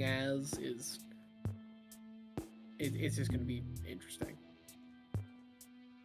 And it's not like a game style I ever thought and like wanted and tried to seek out, but like then we're gonna do a superhero campaign, and I was like, oh, hell yeah.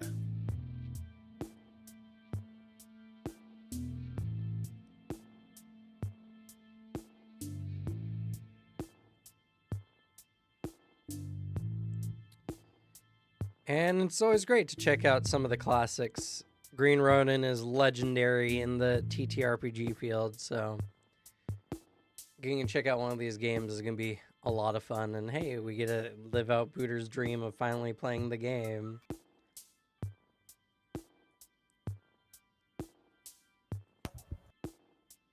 I'm so happy.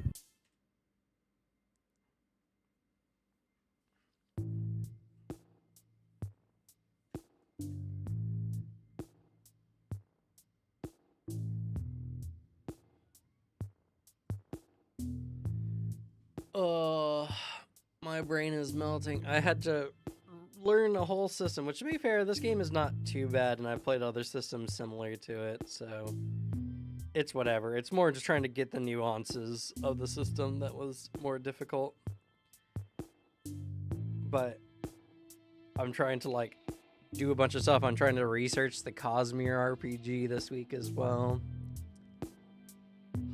And apparently there's a D&D Direct recently. Last one Really? was a shit show, so I'm very curious what they did this time around. Walked back Roll20 or D&D Beyond decisions. Yeah. What a crazy time to have a direct, like, right at the beginning of the school season. It was my favorite. It was all the news that was like, we're updating D&D Beyond. By the way, we're updating it to the point where all the people that are still using like mid-campaign for your stuff, we are deleting all of the spells and stuff. If you still want to do it, you have to go back and individually homebrew it back in. Yeah. And then people are like, what? No, please don't do that. No, you said this was fully compatible. And then other people were like, no, you guys are just fear mongering. They're not doing that. And then the latest thing, they were like, very explicitly like, okay, fine, we'll give you guys another version of the old rules. We'll keep this version active and then have the new stuff. Like, no, they were straight up just going to delete everything. Yeah. And then you had to manually homebrew every spell and item back in if it like wasn't the same. So all your sheets would be fucked.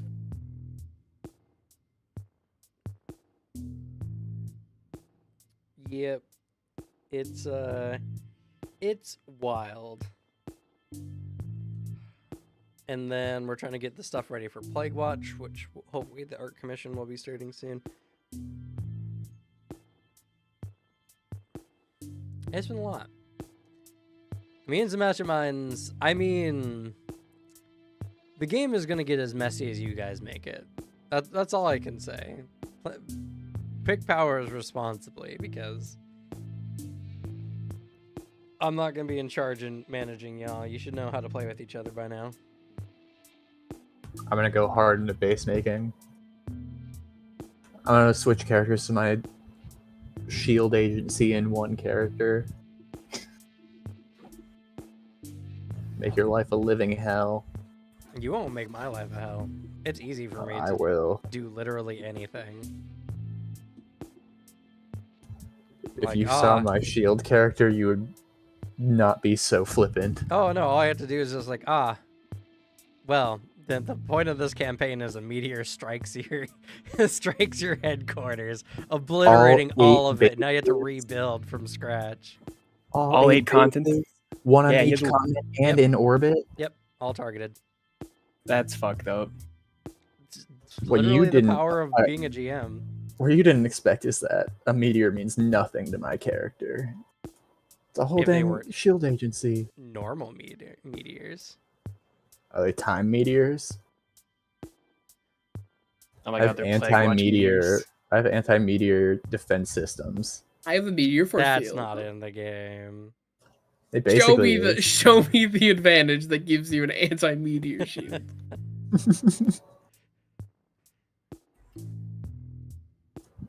Me making that character and realizing I suddenly have 450 points of minion points just to throw around after having already made my bases and sidekicks. I mean, minions are worthless. They can be taken out super That's easy. a military. Minions armed with crazy vehicles and weaponry. Means nothing. It Just means I can tanks. throw hundreds of guys at you, an entire army, and then you kill them all and I just replace them. You replace them if I permit it. That's also in the rules. Bet. Yeah. I have a time machine. I have 8 time machines. I go back in time and find them before they died and bring them back. Not if I destroy all your bases with meteors. Including your time machines. Nah. Telling me My these meteors are off radar, they won't be able to see them coming. Nope. Like I said, they're special meteors. Dang. That's crazy. even with my supercomputer, my 8 supercomputers. Yep.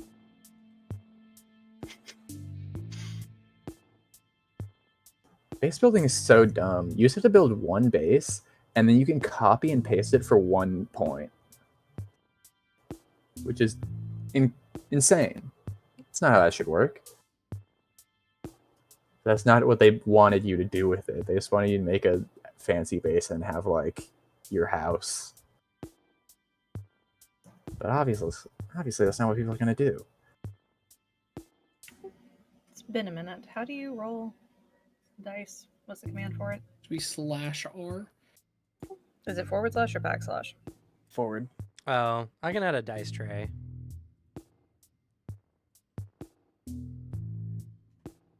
Dice tray.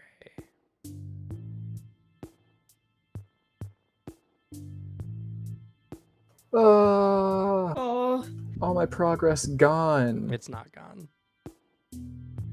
I didn't save any of it. I saved it. I was mid-writing. And your writing is still mid. No. True. Damn. Got him. True, it's good.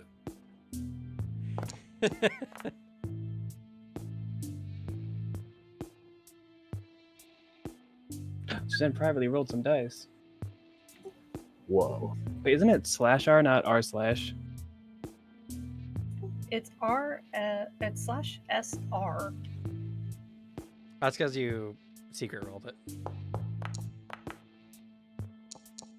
Yeah, it's /r, not r/. Now that if you do SR, it's secret roll.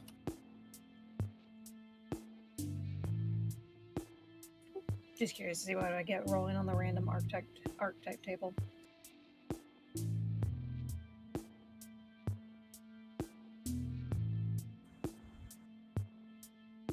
What powers is everybody thinking? Well, Powers are what? I'm working on just transferring some of the powers over right now. So you know what? I can tell. I can just straight up say what powers I have right now. Also for chat, so they know what kind of powers I'm going to be working with.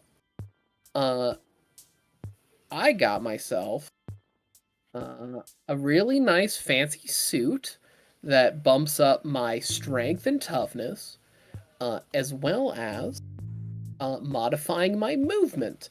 It adapts to the environment. It makes me completely traceless to all senses. Makes me sure-footed. Also makes me trackless to radio. Just makes it partially a stealth suit.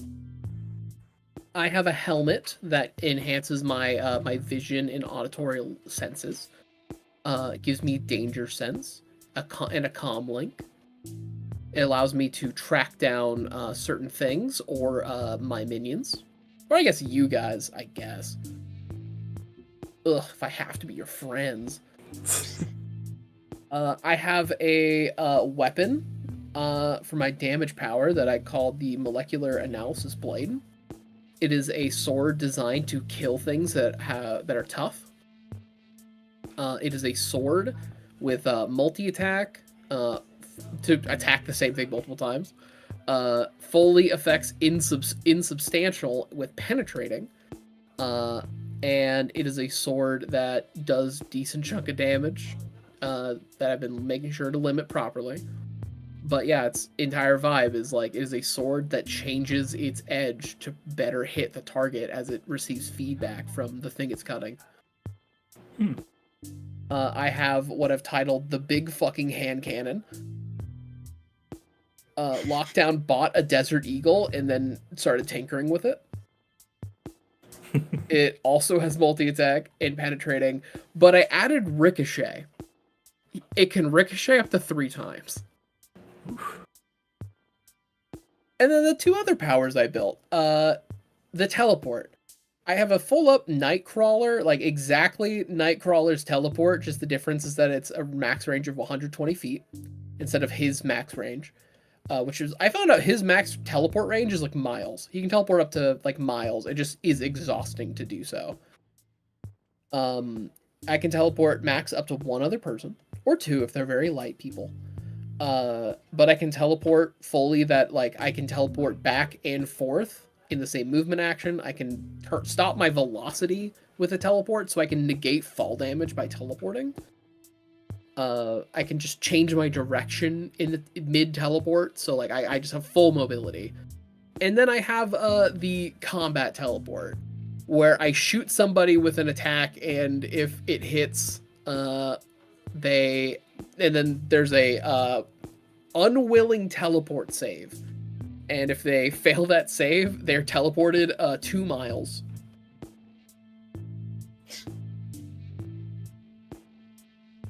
Which is how he field tested his experimental teleportation technology, because as I wrote in this little description, I had to see if it even teleported in the first place. I wasn't going to use it on myself.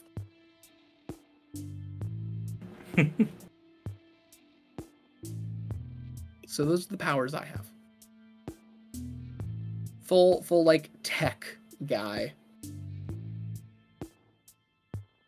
Oh, I'm just learning that if you have a blast power, it's not actually an attack roll. So they have to roll to defend against it.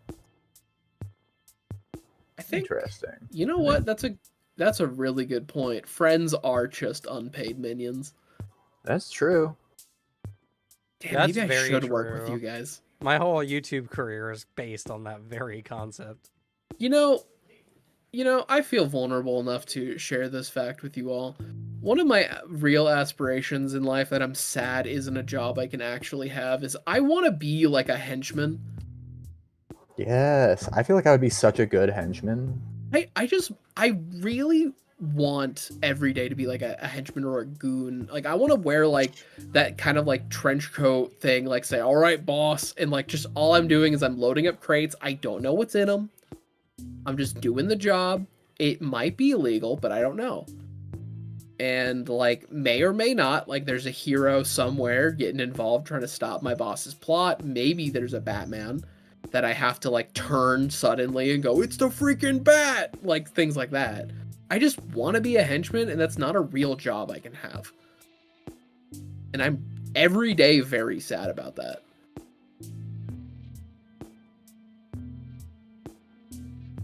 That's fair, honestly.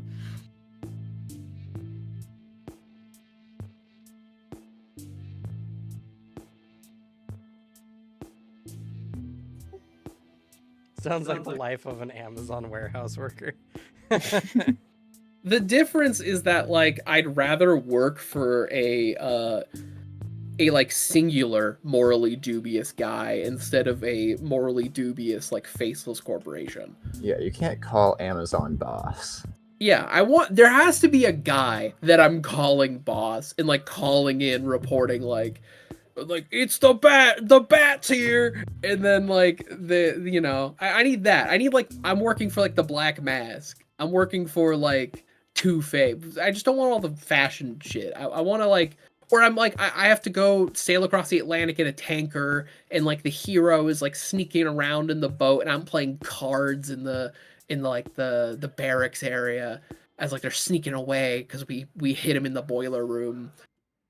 That kind of vibe. I want to be a henchman.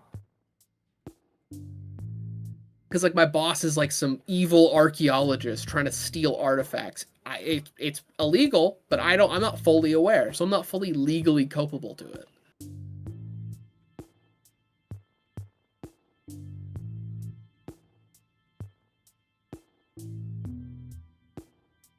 I think my power is more of a summoner based set for what it's looking. Sorry, what?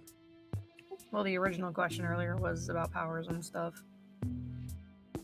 Yeah, because you summon like creatures out of rubble and stuff. Yeah. So what was the question? It wasn't a question, it was me kind of stating where my idea is for the character. Since I have, I'm not as advanced as Alex and Booter have been and gone above and beyond to make my character. Hey, I only made this character like years ago on my own free time. It's a Same with my compliment, Booter. character. I've just been tinkering a lot, I have and to fully remake my character. I just have a lot of different effects that I am doing with different items because my character doesn't have superpowers. I have equipment that have powers.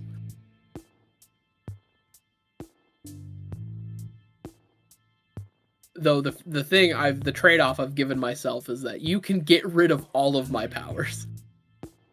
Like all you have to do is incapacitate me, and you can just remove my equipment, and I'm a guy. Because Did you buy or make your equipment? I made it. Oh, swag. Technology bros. Yeah, I have a. I might bump up my intellect based on the end of it, but right now he has a 6 intelligence. It's crazy. I have 4. I just have 16 ranks in technology. That's a lot of ranks in technology. Listen. Because I have the inventor and the improvised tools advantage. I have inventor. I don't have improvised tools.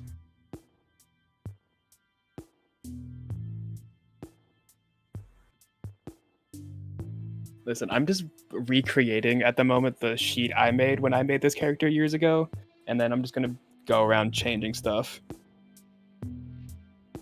How do you do a ranged blast attack? It's damage. It's the damage power plus extended range extra. Yeah. Yeah. Oh, That's how I made my Desert Eagle. not represented at all in these It's examples. it's really misleading how it just sort of puts blast everywhere, and then you Yeah. look at for blast and you're like, it's not in this book. Well, I was if you looking for look it. at- It says effect ranged damage. I'm like, okay, where's ranged damage? There's no Yeah. ranged damage anywhere here. I did see the extended range, and I was like, is that what Yeah. they're talking about, or am I missing something? I want think you to know- at the damage power, it has No, it. it's No, it doesn't. it's like there's just somewhere where it just says blast ranged like a damage power 2 per rank. I want In you one Well, of the yeah, blue those are boxes. example powers in those little boxes. Yeah, it's one of those Yeah. powers. It's blast. Yeah, but they are Somewhere using the around. rules from other things to make those. Yeah. Yeah. Exactly. That's why it's misleading because it puts blast everywhere in like the example heroes and stuff, and then it's just damage plus extended range. I found this out because I was making equipment for my minion early on, and I clicked assault rifle, and I was like, this is just a sword with the increased range tag. And then I found out that the equipment is just the power damage, and that's all it is. I was like, wait a second, I understand how this works now. Oh no, Booter, it's actually the increased range extra. Yeah. Is what you need, not extended range. Of course, there are different ones. Yeah. One yes, there doubles, is. one just increases. Well, one makes it ranged because you need to take increased range to make a close Yeah. ranged ability ranged. Though you can't make it perception. Or no, you can apply it again to make it perception, where it's anywhere within sight. And then there's extended range, which doubles the effects of whatever range categories you already have.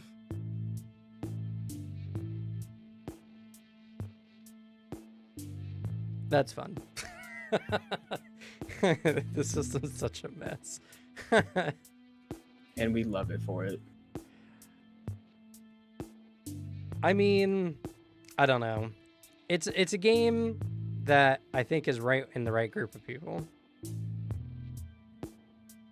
I think if I was to be like, oh, let's do Hero Society play, where we play Mutants and Masterminds, but in general public, and that sounds like a No. nightmare. That sounds like something that's no one should awful. ever do.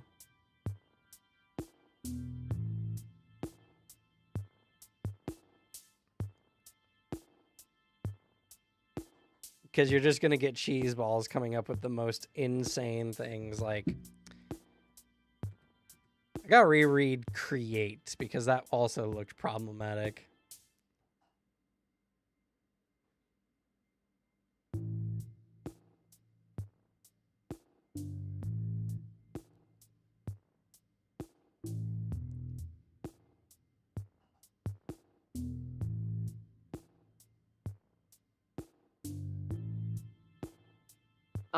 So I want one of my superpowers to be super strength, but can my flaw be that I have to get a full 8 hours of rest, or else I don't punch good?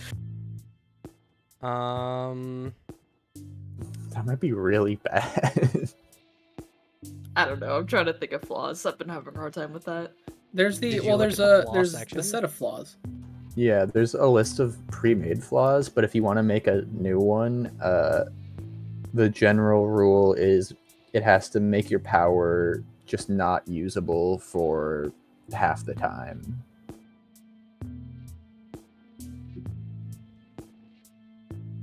that's definitely Okay. what kind of? It's way more complicated than that. Yeah, Uh, that's the easy explanation.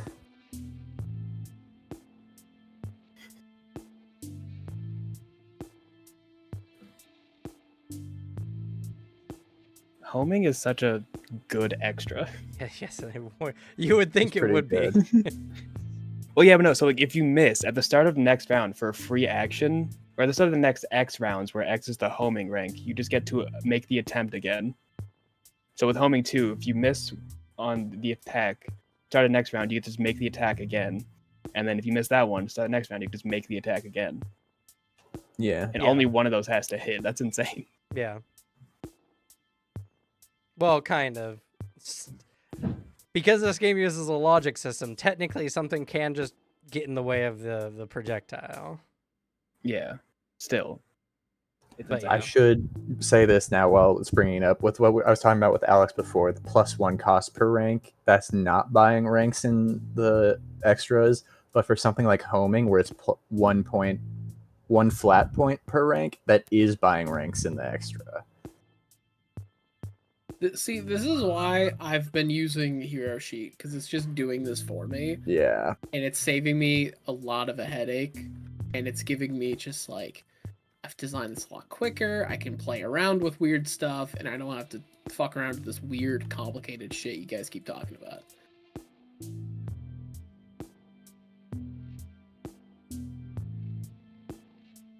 So, are we gonna do our hero stuff during the daytime or the nighttime?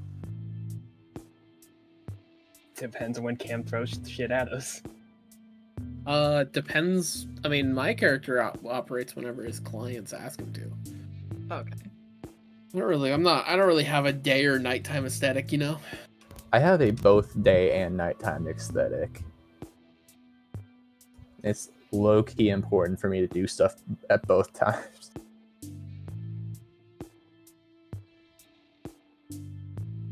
Does your character even sleep?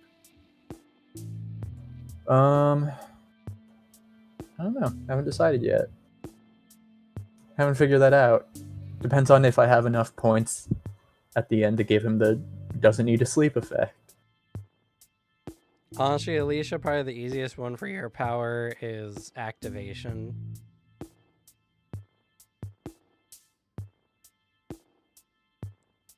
Oh shit. Okay. Let me go For find your that. strength. Because then you just need to spend an action to, like, gain your strength.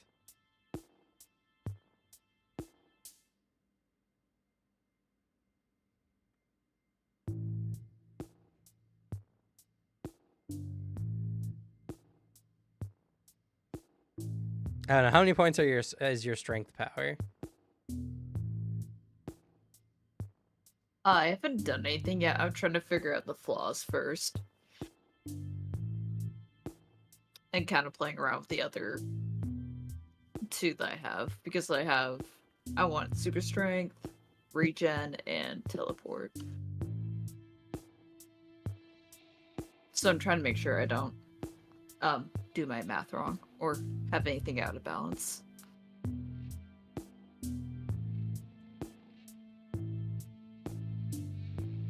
Because that's enhanced trait. Yeah.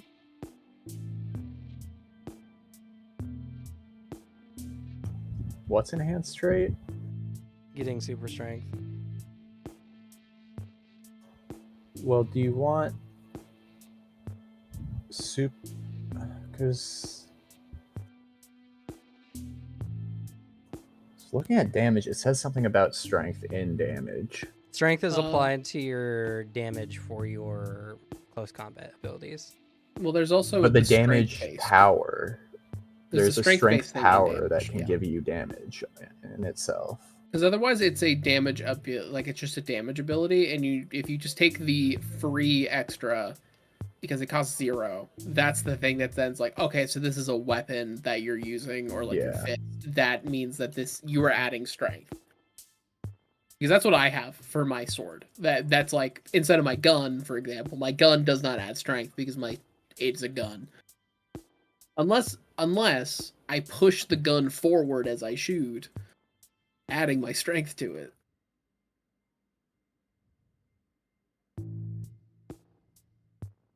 Yeah.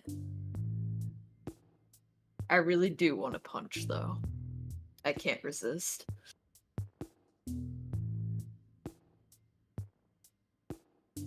You going for a kidney shot build? Oh no. You found out? I'm kidding. It was so hard to research what you were going for. Your flaws is that you have super strength, but it only works when you're attacking a person's kidney. If you punch anywhere else on a body, just normal punch. Where are your kidneys? Point out your kidneys. I need to punch them. You punch a villain in his kidney, but he stands there unaffected. You go, what? And he smirks as he reveals that he's had that side's kidney removed 5 years ago due to kidney failure. I'm immune to your attacks, hero. No!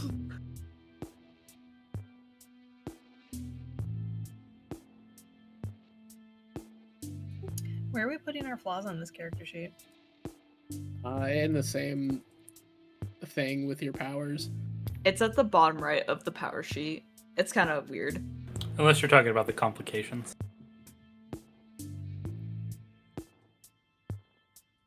I see. I have to add a power to see the flaw section.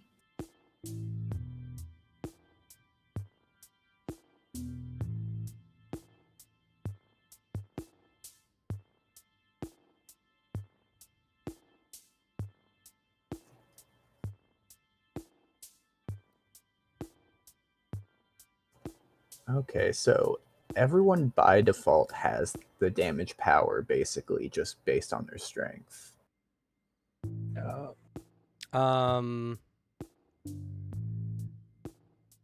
Not really. So damage isn't like a general feature. The power does damage that you're dealing, essentially. Yeah. So it's like damage can be something like I shoot or I have an energy punch that does a bunch of extra damage. For instance, when you use the strength and damage, the built-in damage effect,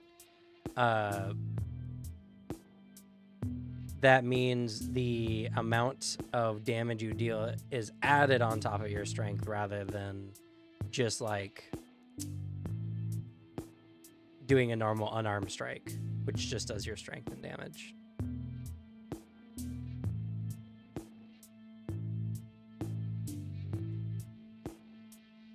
So like a damage power, which is really dumb, can just be like a katana. Which is why if that's the route you're going, you are better off just taking the equipment advantage.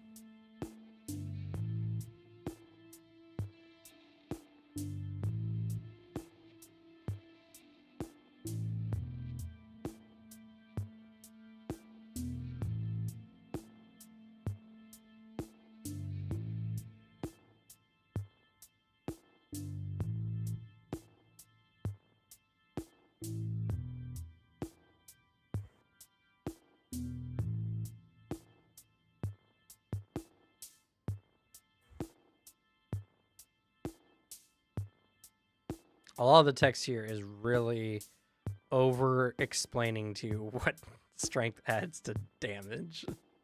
It's really goofy. That's wild. Because a lot of like that whole section is just telling you, yeah, if you didn't read it before, strength just adds to your damage for your close combat abilities or strength-based abilities.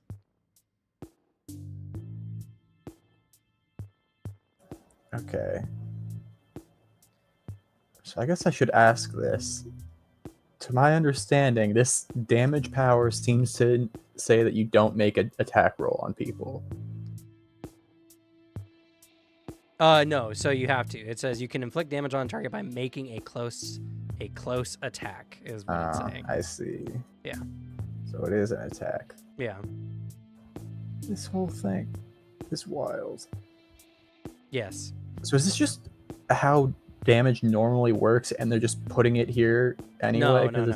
Because you add the damage. So if you have a katana that's damage rank 3, then you add it to your strength to do that much damage.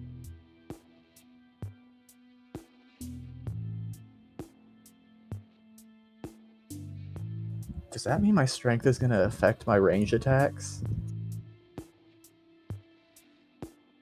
No, it says you can choose to have a damage effect be strength based. Oh. So if I don't, it just doesn't have that bonus to it? It just doesn't add your strength to it, yeah. Why would I ever not do that?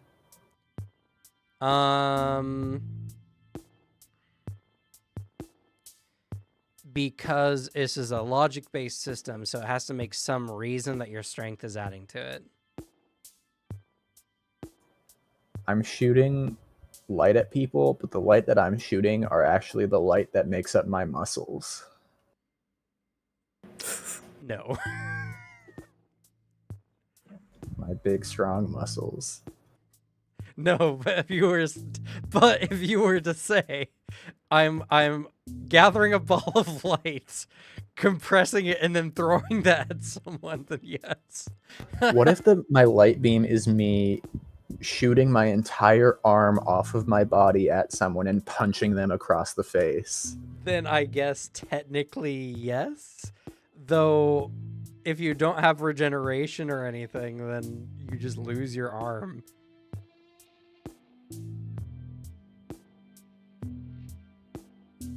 So price I'm willing to pay. Paying an exorbitant amount for this crazy damage beam. This light-based strength That's attack. A 2-use. Well, I guess 4. I can launch my legs if I really need to. Or you can get extra limbs. Could get extra limbs.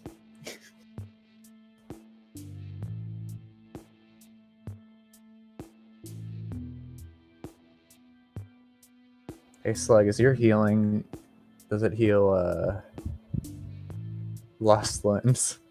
It's like literally every single type of bonus healing. So probably if I can resurrect people, but I can't grow back limbs, that'd be weird to me.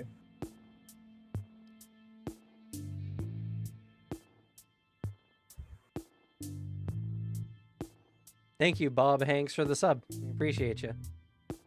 Playing Forget Me Not would be pretty funny. Pretty good.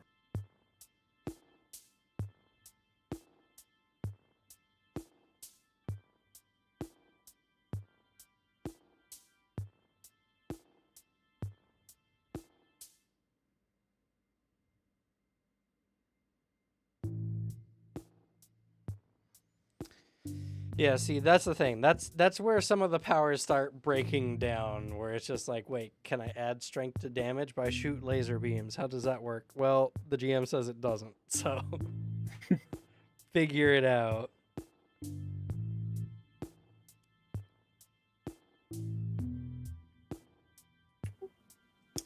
Got a question regarding summon minions. Yep. The way it's written, I'm a little confused. So, do I need to spend 61 points in general for summoning minions? Let's see, for summoning. 92 is the example they have for it. So I'm looking more in the summon minions near the bottom of the page section where it mentions it. yeah, so what extra are you trying to add? I'm just wondering how that's worded. Because it says summon 6, 8, PL6, 90 point minions, controlled, multiple minions, 3, minions, horde, mental link, 61 points. Sorry, where are you reading this? Primary power summoner on page 92 from the handbook that Alex sent. 92. Yeah.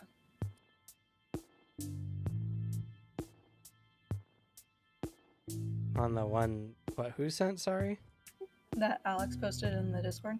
Like the core book? Yeah. Because that's not where the summon power is.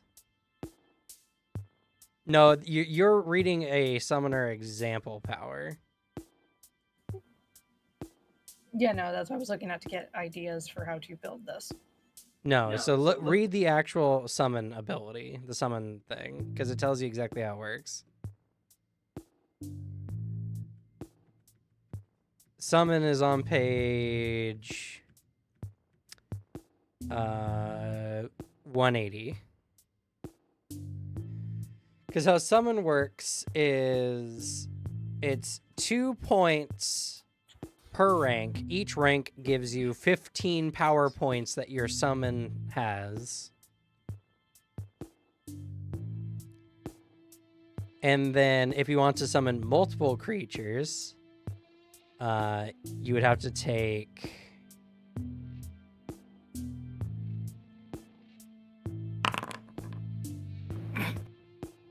the multiple minions one, which makes the cost 2 more per rank. So essentially every 2 points you invest in this gives you 15 power points for a minion, though you can spend 4 points per rank to make 2 minions that have 15 power points. It's math. Though if you have multiple minions, you have to summon them separately, unless you take the Horde ability, which lets you summon them at once, which is what I would recommend. So the the formula is going to be, let's see, it's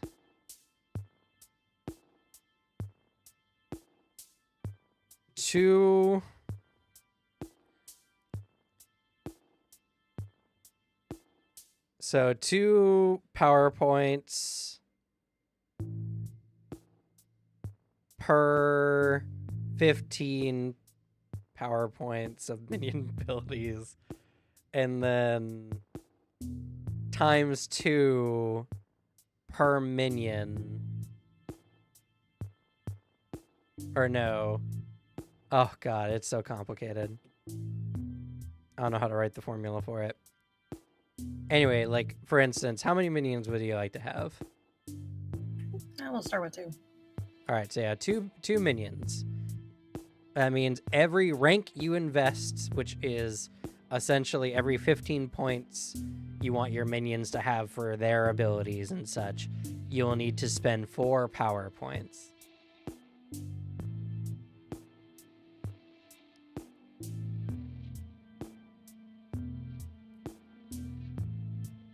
So if you want them to both, say, both have like 150 points, which is as much as your character has, you would need to spend 40 power points.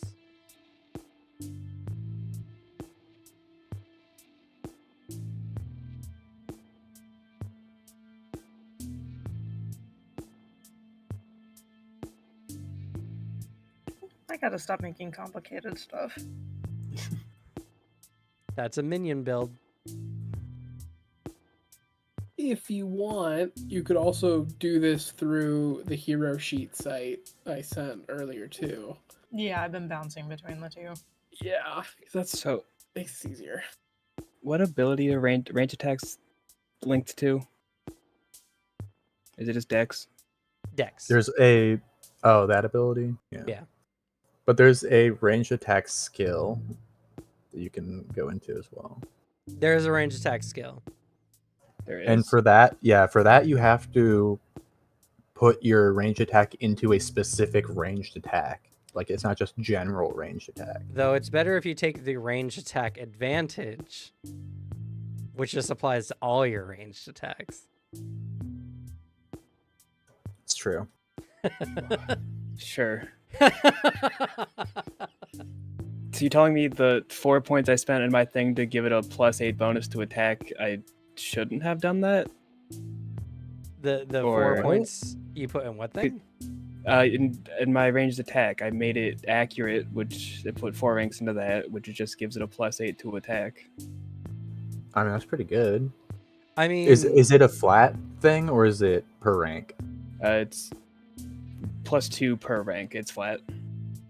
Oh, that's pretty good then. well, does it say flat? Yes. Okay. Yeah, so and then you took 2 ranks in it, so it's so you No, paid I put 4 ranks. So I paid Oh. 4, you 'Cause paid the- 4 and it gives you plus 8. I think that's pretty good. I think well, So is that the same as the advantage? no, well, it's actually technically worse. So Yeah. let me is advantages 1-for-1? Yeah. Yeah. Yeah, it's way worse. Oh. Because the range advantage applies to any ranged attack your character makes. The accurate only applies to that one attack you made. Granted, you can put a flaw on that power to make up the cost, which you can't normally do if you just took the advantage. But What's the if you take the advantage and then put a flaw on the power, it's just cheaper for the power anyway, which What's is the- covering the cost of the advantage. what page is the advantage on? The advantage is on page 139. Thank you.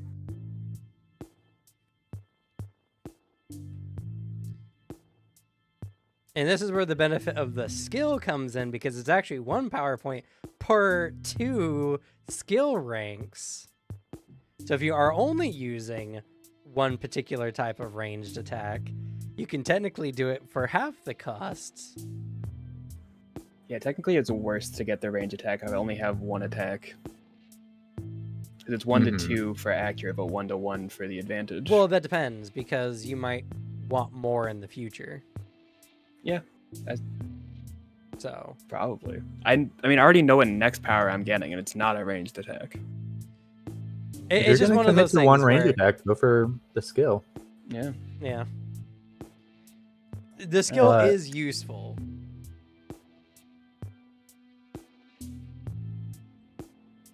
It's just how you want to build your character. It's really messy. There's a lot of ways you can go around to get to the same point, and sometimes some routes are just less efficient than others.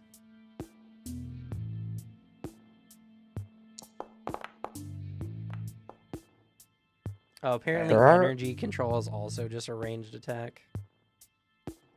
Yeah. Someone in chat mentioned. Oh, I need that. I need a fire prevention system for my headquarters because this has to be compliant with OSHA. So I'm not seeing the energy control power.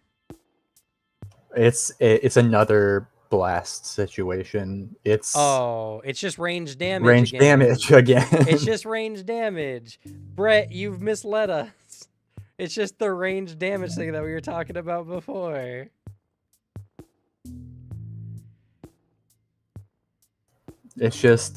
it's a energy damage type.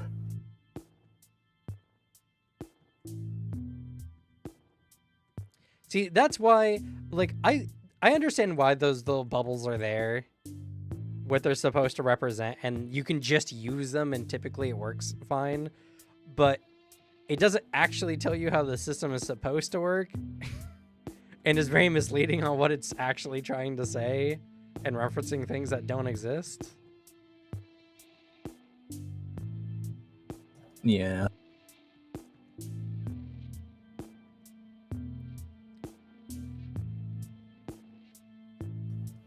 And like the other thing is, usually when it's has these like example powers, they're like one of the most simple things that you could do with a power. So it's not even like I needed help doing this. Like, here's another one. Strike. It's just damage. They just told you it's damage. You inflict additional damage in close combat. Your strike either substitutes for your strength damage or adds to it if it's strength based. See the damage effect. There's strike is just damage.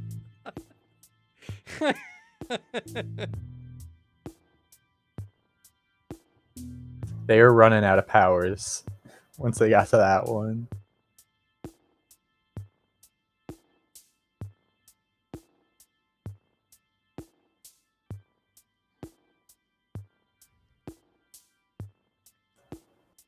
So for my damage power, the damage it deals is my rank plus 15 versus their toughness.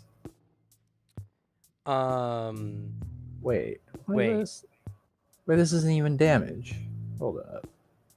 Yeah, that sounds incorrect. Toughness Also, versus damage rank plus 15 does not damage. How do you increase damage rank? well, Damage the rank? rank. That's just the power. Oh, damage resistance check. That's just an example that they give in the book. You know, damage What? is in.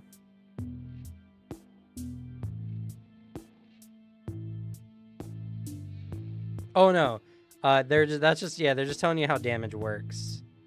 Toughness versus the damage rank plus 15. Hey, Cam. What's up? For things like interpose, are civilians considered allies?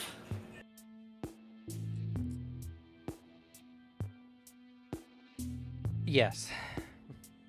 Okay. I was thinking about looking into the book, but I just realized it makes more sense just to say yes in that situation. I'm also pretty sure that seems like something the book would say. I don't know, ask the GM. Again, this uses a loose logic system, so does I it assume work? It makes sense, so sure. I assume If the it's out- just if a the- thing. It depends on the situation. If the citizens think that you're there to help them, then yes. Yeah, more or less. It's like I can see situations where like the people just don't think that you're there to help them. Yeah. Or if they're like super panicked and just not cooperating. So what's the deal with this damage resistance check? It doesn't do damage. Is it just like an extra effect that happens? when No, you the use- damage resistance check is an example of what toughness is. They're telling you how dealing damage works in this section. So this is just another thing that happens when you deal damage to someone? Whenever you deal damage, this is how you normally resist damage in the game. But it doesn't say how much damage you resist or anything. It's just like other effects. No, so there's the damage matrix. What page is that? That's at it's towards the back of the book. Here it is. Reference table 311.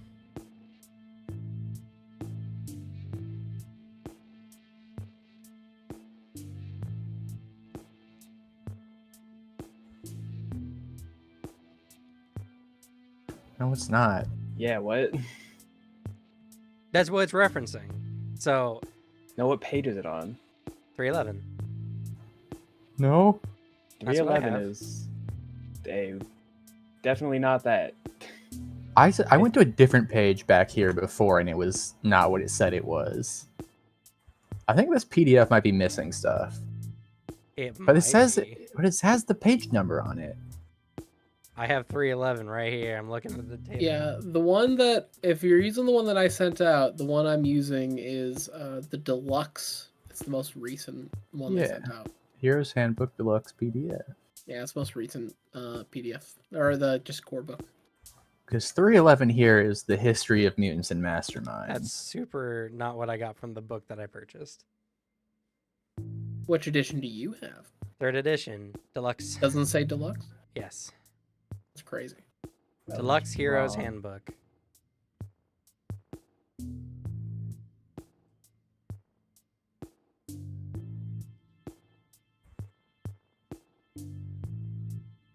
I guess I should add a defense system.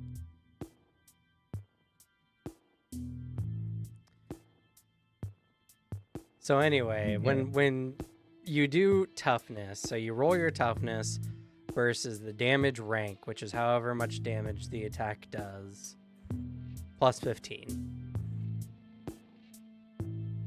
So if you take 5 damage, then you must make a toughness roll against a DC essentially of 20. If- Oh, so damage rank in this isn't the rank of my power, it's the rank of the damage that they took. Yes. Which is why this is Use different wording, book. which is really confusing why this is here. Because the thing is, right, is it's kind of the same thing, because anytime you do damage is essentially a damage or damage-like ability. Mm-hmm. Because if you have equipment like gun, for instance, is just range damage gun. So the damage rank is literally just how much damage you're dealing.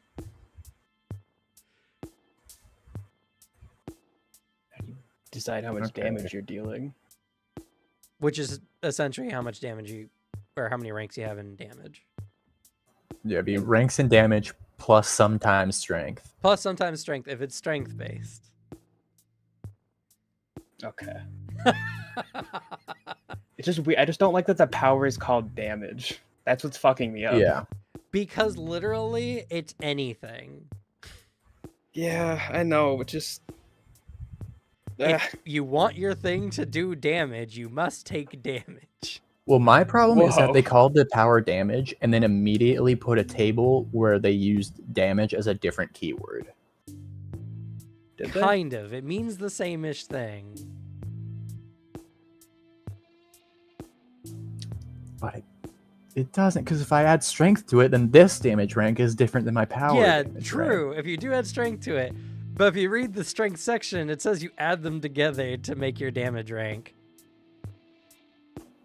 This is crazy.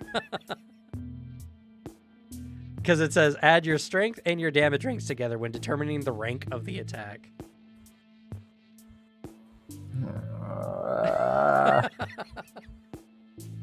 Aren't you happy we're playing How much damage do I want to deal? How hard is it to hit people generally?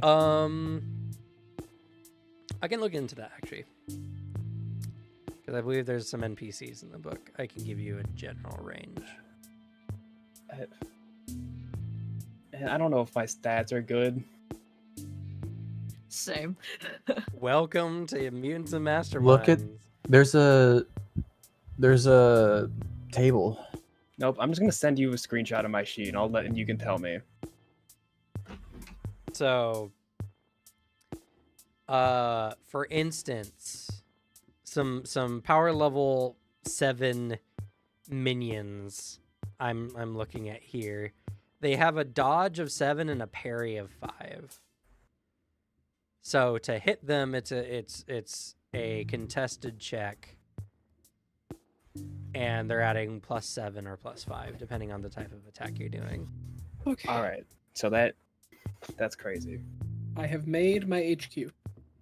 Also, don't forget the effect of your attacks, which is typically damage, combined with your attack bonus, cannot be more than 20. So you have a -2 to strength. Maybe. Your strength is that of a child, elderly, or impaired. All right, Oof. fine. I can take him back. I don't know. 0 is average adult. 1 is above average. 2 is well above average. I 3 don't- is gifted. 4 is highly gifted. 5 is best in a nation. 6 is one of the best in the world. 7 is best ever and peak of human achievement. And then 8 is where it begins to become superhuman. Understandable. So if we do 20 need is to- cosmic. If we need to, you guys, we can always sleep in my headquarters. It does have living space, though it's Well. currently unused because I don't make my henchmen sleep there. Like they have lives. Like they got families and shit. Like, you know, they get days off and stuff. They can if they want to, but some of them don't. At least a chunk of them don't. They get paid well enough that they don't have to live on premises. But currently, the place is what is a seemingly abandoned warehouse in the industrial district, which is in fact a highly advanced headquarters with a very advanced defense system.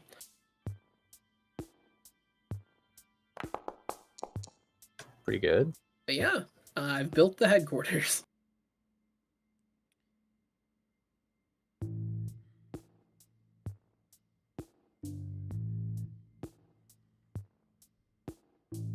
Increasing the toughness might be a fair idea, but I'll think about doing that later. So right now it's the base toughness. To be fair, it's warehouse, but I'll probably increase that later. I have to bump up the rest of my shit. Also, I have to buy a vehicle. Whoa. I have to buy a car. See, but I have 7 points left, and I think I'm gonna need. Oh fuck, that's 8. An APC is 35 equipment points. God damn it. Because I had to change what one of my powers, because we had extended range instead of increased range for my blast attack. Yeah. So it changed from 2 flat to 2 per rank. Yeah. So I Well, lost. 1 per rank. Oh. Oh yeah, just 1 per rank, but I have blast 3, so like I have 7 points extra, but 8 for my extra lives. So I don't know if there's anything. I've gotten rid of the strength. I don't know if there's anything else you recommend to get rid of I don't know, it depends on or change around. what if you want to be good at abilities. Abilities or skills, you mean? Any of them. Just depends on what you want to be good at. So Like I said, your presence right now is literally best in world. That's fair. You have reached the peak of human existence with your charisma.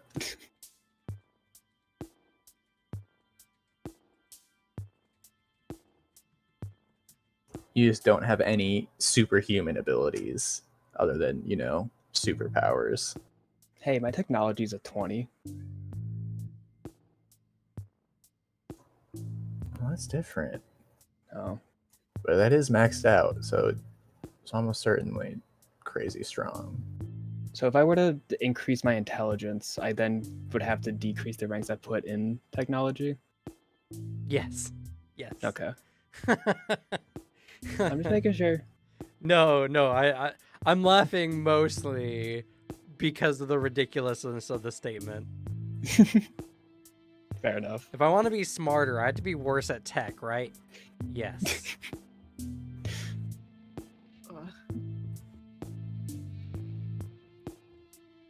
To make that one of your complications, you have a phobia against tech. Why would I have a phobia against tech? This seems really problematic for the power set. I put 16 ranks in the technology, Suzanne. And you're That makes the flaw better. That's why you know how scary it can be. That's so true. You'd be so much better than all the fucking tech moguls because you wouldn't build all this horrifying stuff. Like all these sci-fi books of like, you don't build the Torment Nexus. Guys, hey, check it out. We built the Torment Nexus. Guys, stop making generative AI. That shit's cringe as hell. This nerd's doing a super crazy stream with the best cameras and equipment, and then stream turns off, pulls out her flip phone to start texting people. My printer makes a weird noise and I just shoot it with my blast. They're watching me. I know it. Have you guys ever heard of Ultron? Not in my house.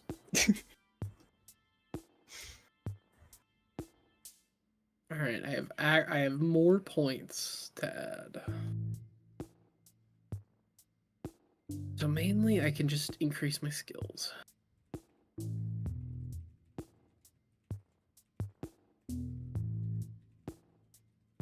Is having a blast 7 minion worth it? That's the entire reason. Yeah, because I played it. Blast 7 minion? Yeah, it was just he was a soldier who just has a really good sniper rifle and a jetpack. Yeah. Is he worth it? I don't know. Okay. Is he good at doing it? So I think Yes. so. The Yeah. idea of that minion, I remember, was keeping him as far away as possible so he doesn't get destroyed by people who can easily destroy minions. Yeah, he is Dex 5 as well as Accurate 5, Extended Range 5, Penetrating 5. In fact, it's insubstantial. Like, oh yeah, we have short range is 750, medium range is 1500, and long range is 3000. And gave him ranged combat +5. So I think that's a +20 to hit. That's a +20 I believe to it. hit. Yeah, because accurate is +10, dex would be +5, and then ranged combat +5. Well, don't forget the effect and the bonus to hit cannot together be more than 20 or 28. More than 20. That's right, we made that when we didn't know. What? I don't know what you're talking about because I knew with my character. Well, then why'd you let me write this down? I don't know. You probably wrote it down without me. I Just was that this is making the it with number. you. I believe you just weren't paying So attention. what was the +20 to hit for what? So no, it was plus. It was just +20 because it was Dex 5, ranged combat +5, and then accurate 5 for a +10. Oh, yeah. Then you can have no damage. Amazing. Because your Celestial Blast just now seems correct. Though I don't know an effect roll. I don't know an effect roll. I don't know what that is either, but I was just because that's on the power itself. There's just a dice button. So Well, Yeah, effects just- are just what powers do. yeah, Right, I mean, but yeah, 'cause usually for it's based healings- on the rank. Yeah, Well, and it's sometimes ranked. like an effect roll would be basically if you have to roll for an effect other than damage, like Yeah, I guess or so. attack. It's like Yeah, a healing 'cause- effect roll or Because something. like that. energizing, you may heal the fatigued and exhausted conditions as well as damage conditions. DC 10, 1 degree of success for fatigue, 2 degrees of success for exhausted. So I'd have Exactly. to like make an effect roll for that. Yeah, Irwing, I mean, to be fair, like, the system's fun for the people who are great at this kind of thing. But it can also... There's just a lot of pitfalls in the system, unfortunately. Because it's really, really fun, but do you really need to spend 2 hours to make one single blast attack in a game? Yes.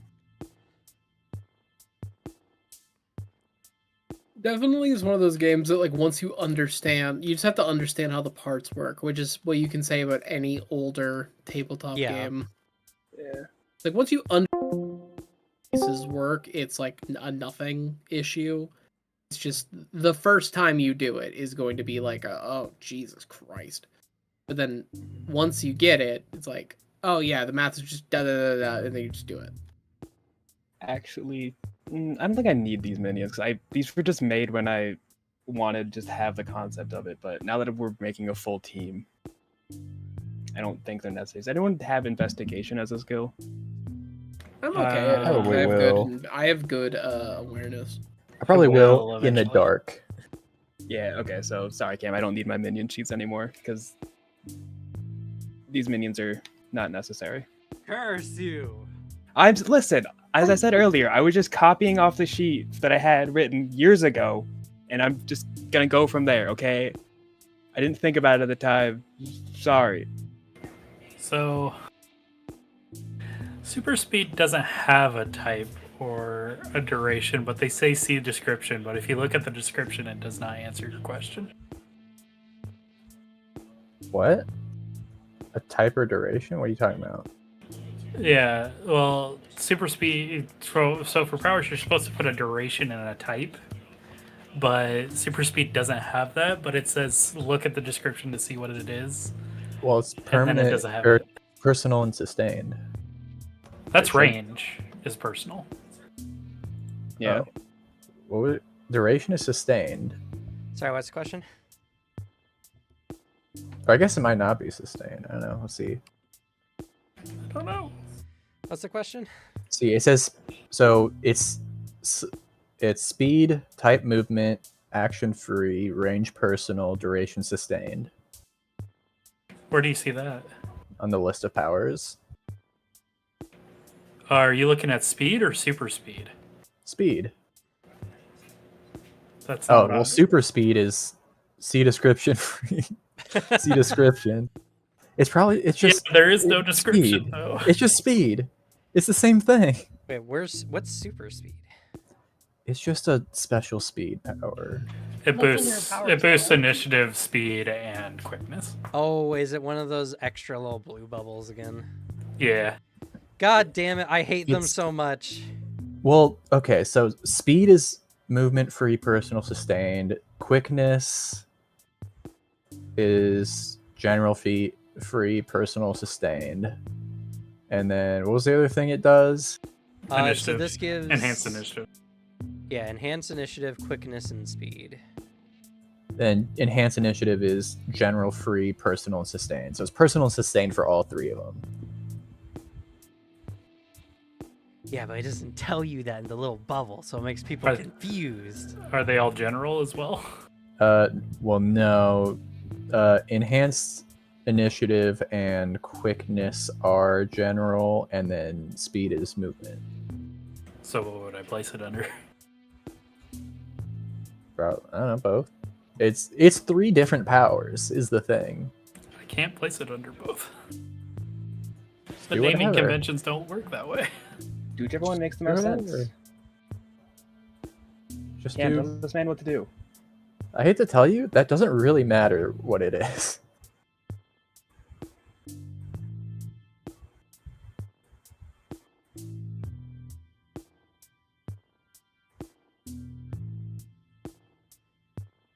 I hate those bubbles. I wish they didn't exist. They're just. I wish more they. confusing. I'm glad they do. They're- It's a great way of telling you how to combine powers. Kind of. I wish they did it. Except when they'd say range damage, because range damage isn't a thing in the book. Yeah. So what It's would be their damage with the descriptors? increased range bonus. Its descriptor is whatever you want. It doesn't matter. No, it does matter. Its movement is the one that probably matters the most. Descriptors do matter. You have to put descriptors for your abilities. Oh, well, the descriptors you can do whatever you want. That's different.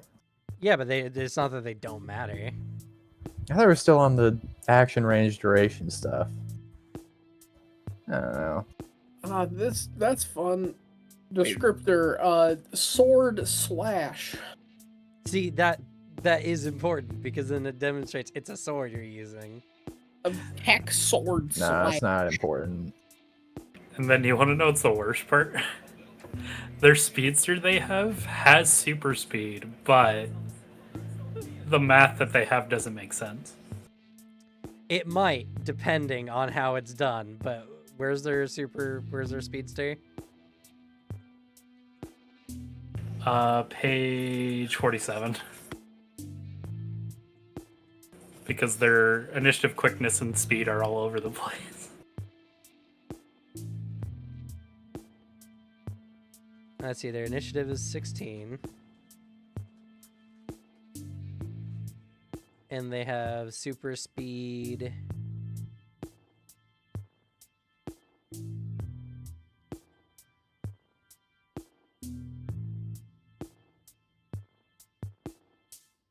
Enhanced initiative 3. Which gives how much?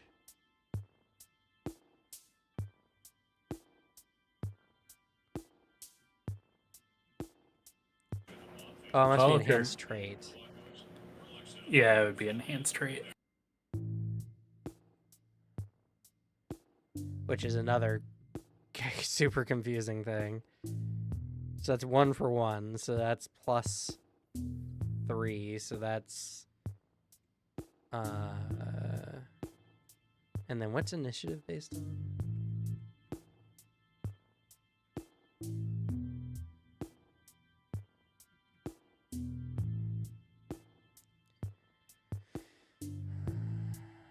Maybe awareness?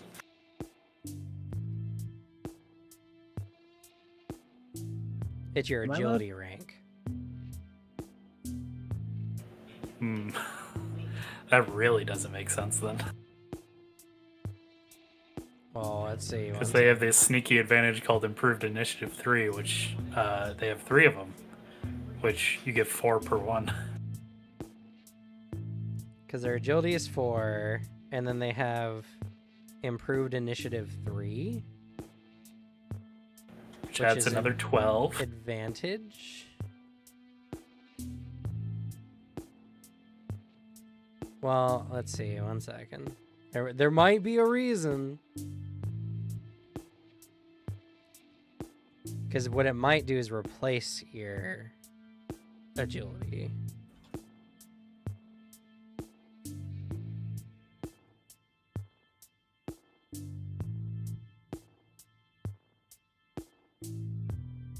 Yeah, +4 bonus to your initiative checks per rank in the advantage. Yeah, that is just straight up 12.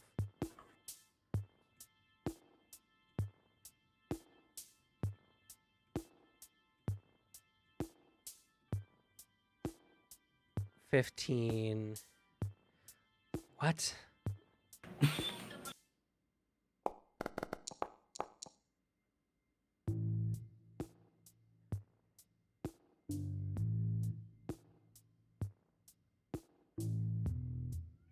Wait.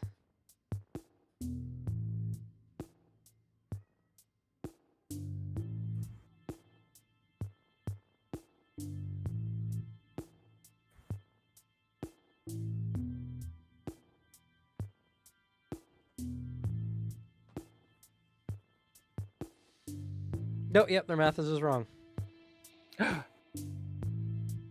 Because they have enhanced initiative, which gives their initiative +3.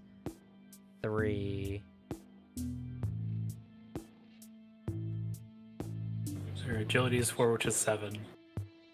7 plus 12 is 19.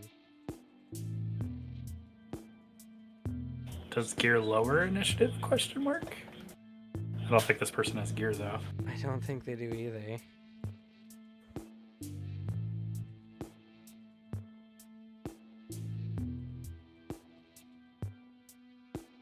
Am I missing something with their enhanced initiative?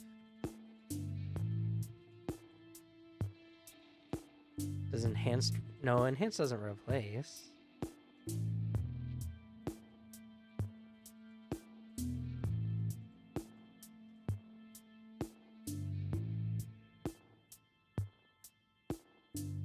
Yeah, they just got their own character sheet wrong. That's crazy.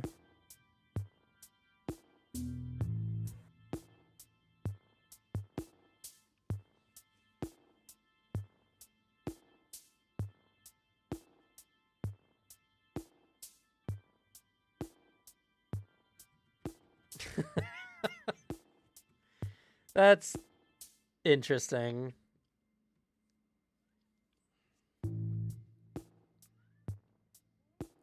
I think I saw something similar with some of the earlier characters as well. That's not even the part that I'm like confused about though.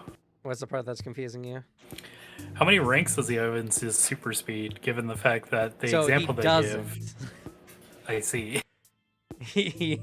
So that's okay. So that's why I hate these bubbles. That's why I don't like them, because they're more confusing and they're not beneficial. So in order to take super speed as a singular power, you need to take the linked extra modifier. Linked extra modifier. So linked, this applies to 2 or more effects, linking them together so they only work in conjunction as one. The linked effects must operate at the same range. The action required to use the combined effects is the longest of the components used. If the effects have different resistance, blah, blah, blah. Does not change the cost of the component effect. Simply add their costs together to get the combined effects. Yeah, they're linked, which actually, well, I guess it kind of does some stuff.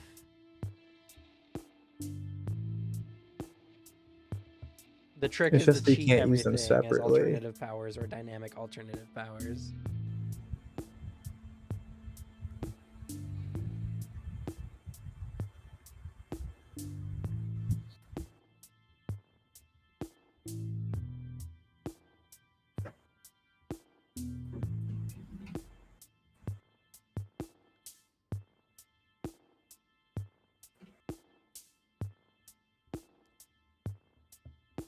Once I design a power, am I allowed to upgrade it in the future, or is it just done?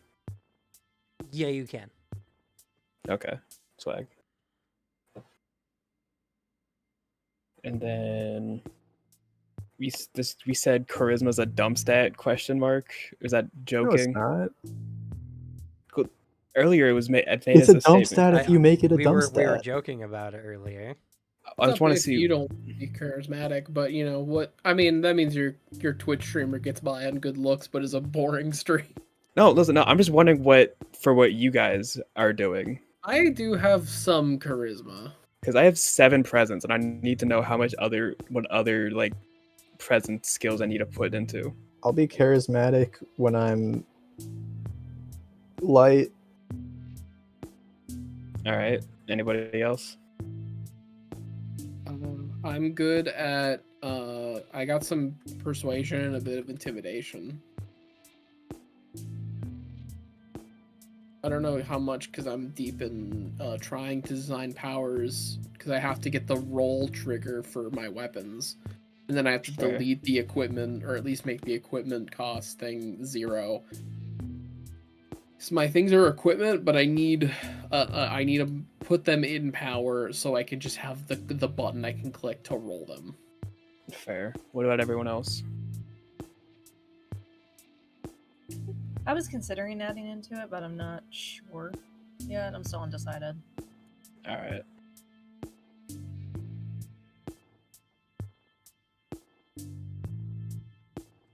I don't have a lot.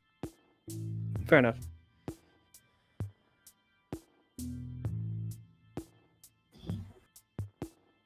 And Alex, you said intimidation, deception, Persuasion. or persuasion. Okay.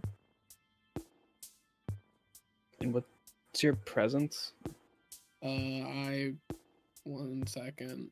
That's fine. Take your time. It's 2 currently, but I don't know if it'll stay that way. Fair enough. I'm doing stats at the very end to basically just like bump around and fill stuff up. Fair. So if we have powers that like improve our stuff, can we easily turn them on and off? I can't, but you might be able to. So sorry, what? Like if I have like an enhanced trait power and it's limited in some way, can I easily turn that power on and off on my character sheet? Oh, on the character sheets. It doesn't look like it. I don't think so. Yeah, That's I'm gonna happy be I made really mine permanent. obnoxious. Do you just need 2 character sheets for your I might power just need sets? 2 character sheets. Oh yeah, that's right. I have to send Slug's children to the void. Your mother doesn't love you. Sorry. Yeah, fuck you. Pay me money. Do we want to wait until endgame to decide on like a group or team name? Yes. Because when you add powers, they don't add to any of your bases. You have to do that manually afterwards, correct? No, you can add modifiers in the power. I see. I think I'm just gonna make a light version of my character and then copy and paste the character sheet and make a dark version. Oh, Cam, is that description / descriptors for Celestial Blast good?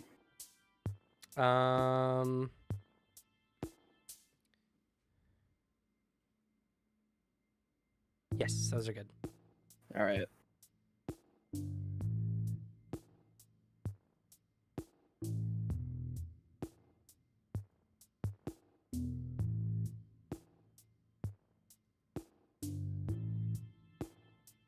I've duplicated your character sheet, Booter.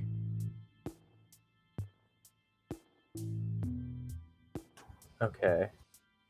I'm probably gonna have to delete that one and duplicate it later so I don't have to add all my stuff after this.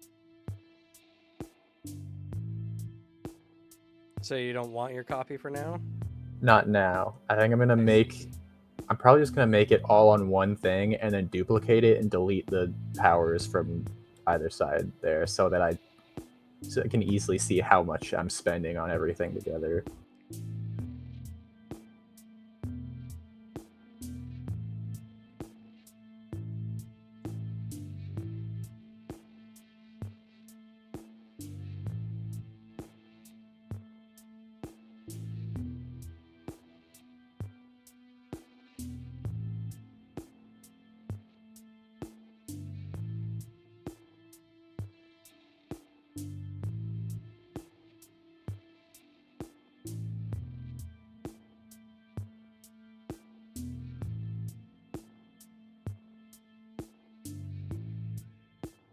Oh my god, alternate effects.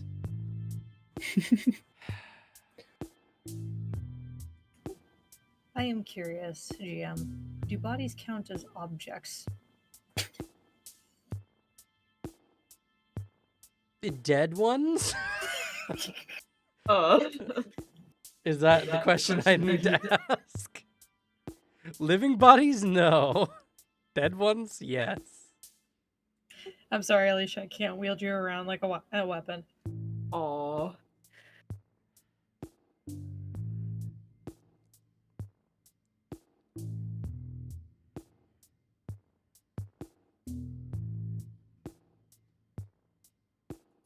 I have to ask in every game we're in, if no one else asks it. Fair. Alright, is this gonna work? Oh my god, I can buy pepper spray? Yeah, you can just try to get pepper spray. Yeah, I have tear gas. Dual wield pepper spray. Watch out, villains. Oh, it works. Nice.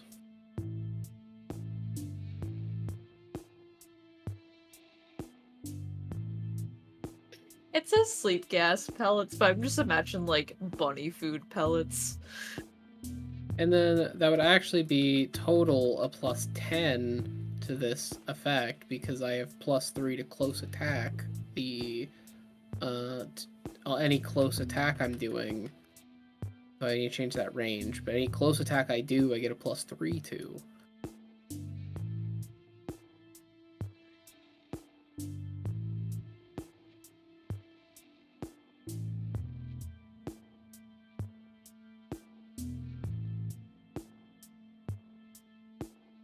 Okay, and I'll just make the equipment thing 0, but it is an equipment, so I'm keeping it in the equipment tab.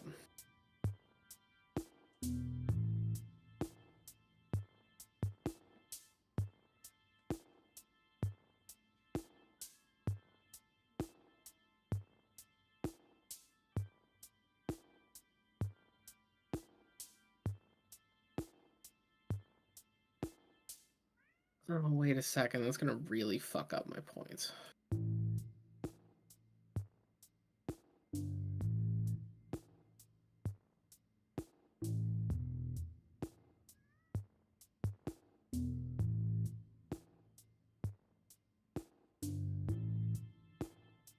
Is there a way to make it so the total points on my sheet is 0? I just need the roll trigger.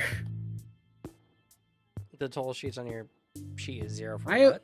I have a power that I made, and I need it just so I have a button I can click to roll the effect and show what it does. However, it's an equipment using equipment cost and using that stuff. But the only way I'm seeing to display that this is a power with a power effect is through, you know, how you would normally make a power. But it's automatically calculating the power cost. Which, I don't have any powers.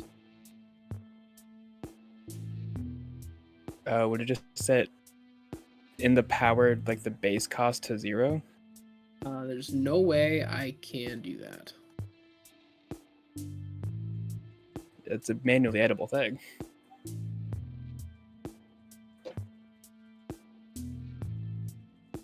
I'm not allowed to click some of these boxes. Yeah, in base, you could just set that to 0. Yeah, you have to hit the edit button. And then that would reset my rank, wouldn't it? No, not rank. You set base to 0. 0, like base is the amount of like points it costs per rank. Yeah. But then I have it set to 0, and then even still, it's costing 6 points. Oh, That's the problem. I need Set to it- cost 0 points. set it to a negative value.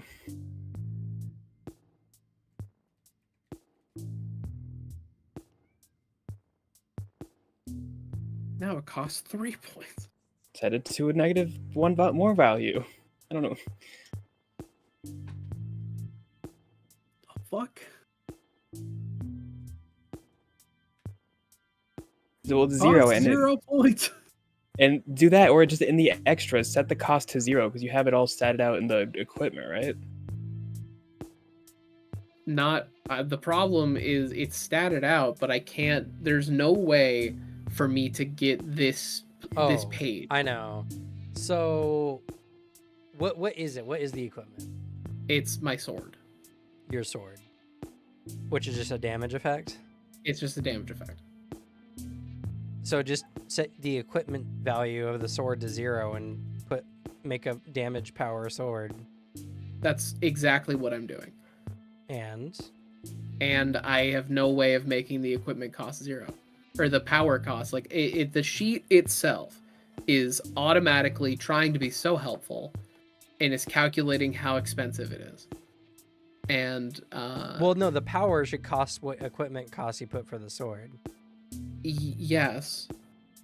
And the problem is that it's trying to do all this. Probably. And so it's see. calculating the Oh, wait, I can just look at power your sheet, I'm automatically. dumb. Yeah, just look I at my didn't- sheet. I didn't realize it was gonna do a fucking ratio. This is infinitely down. It's trying to ratio and like do really helpful math. That's so funny, actually. It's trying to be helpful, and I like the only thing I guess I can do, because I want to have everything statted out so you can like look at it, and like I can look at it and see what all the effects are, and it's because I'm going to be using this. So what's the cost you want it to be? The cost needs to be 7, and but the cost is already statted like fully through equipment, so the cost on the damage power effect needs to be 0.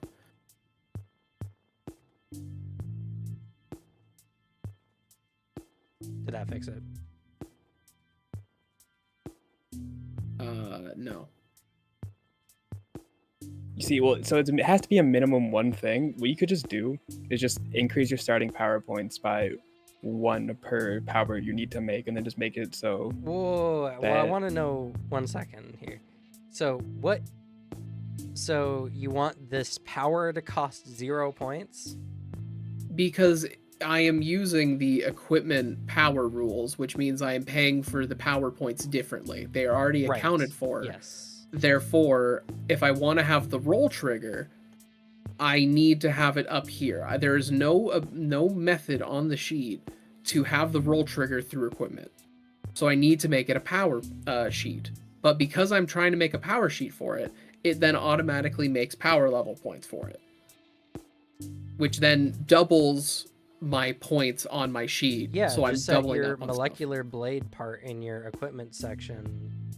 Can you not just set That that to it's 0? not how it's calculated though. Yeah, but equipment's that's like a fine 1 to because it'll 5. fix your points. No, it's not how it's calculated. It's calculated in a equipment points used that I'm then spending through an advantage to then do a different thing because I have 15 advantage. Yes, I in understand equipment. how they work. So your sheets is showing an extra 7 points is the extra Yes. that you're trying to get rid of. I need to make sure that powers in my total PowerPoint totals is going to stay 0. Essentially, because I need to have a method of rolling my abilities, but I don't want to be spending extra points. Right. I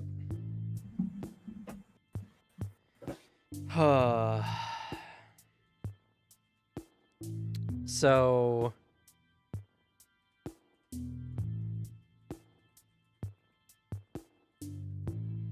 this ability, this power ability sword here that you're making, the damage one, right, is 7 points too many, correct? Yes. Okay. And so I can change the ratio of the ability to just make it 7, which is what you spent on the sword, correct? No. You didn't spend 7 points on the sword ability? I spent 7 equipment points, which is Yes. then calculated in a different way.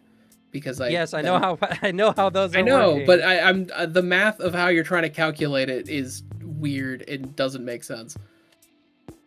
How 'cause many of- power points? How many of your 150 points did you spend on the equipment? It is 7 equipment points. Which I think is 1.2 power points, because each point you put into equipment is 5 equipment points. Yeah. So 1.2.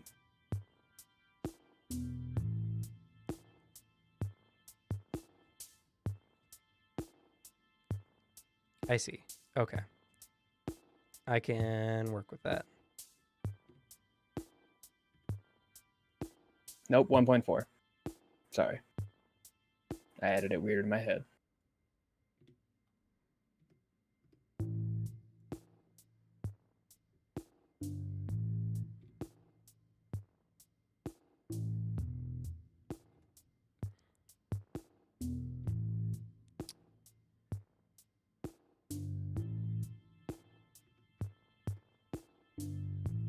Interesting.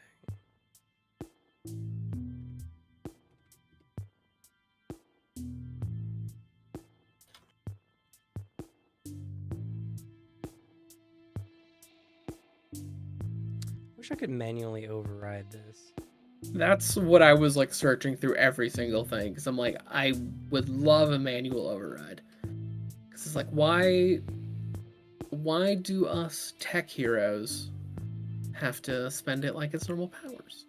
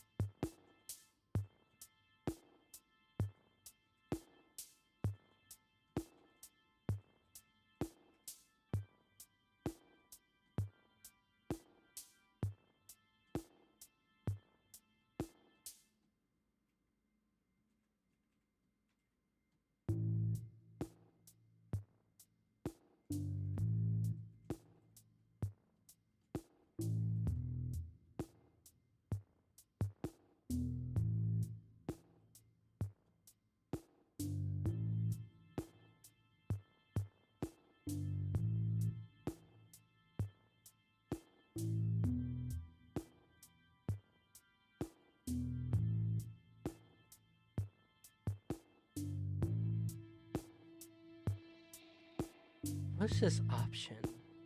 Gives equipment points. What's that do? That's the thing that allows me to make it the equipment advantage. It just turns the rank value into a the 1-for-1. Oh, I equipment see. thing. Equipment points used at the top there. I see. Yeah.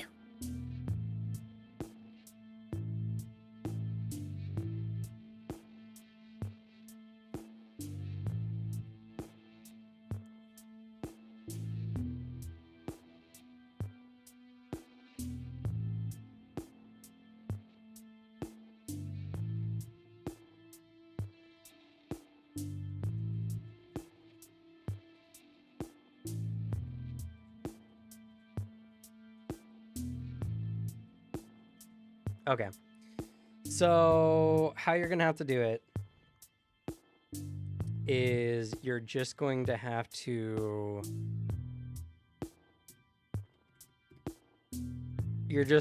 give yourself a total number of extra points based on the number of equipment powers you have. And you're just going to have to Okay. adjust the base ratios to -99 so that they always equal 1 point. Alright, that makes sense then. That is weird, and being weirdly like a major part of the game. I'm surprised nothing was done for this. Yeah, Yeah. like I understand this is a mod, like not official in any way, but like, you know, tech heroes, people without powers, and you know, using equipment to not use power stuff, and even like there's a bunch of example heroes that aren't using powers.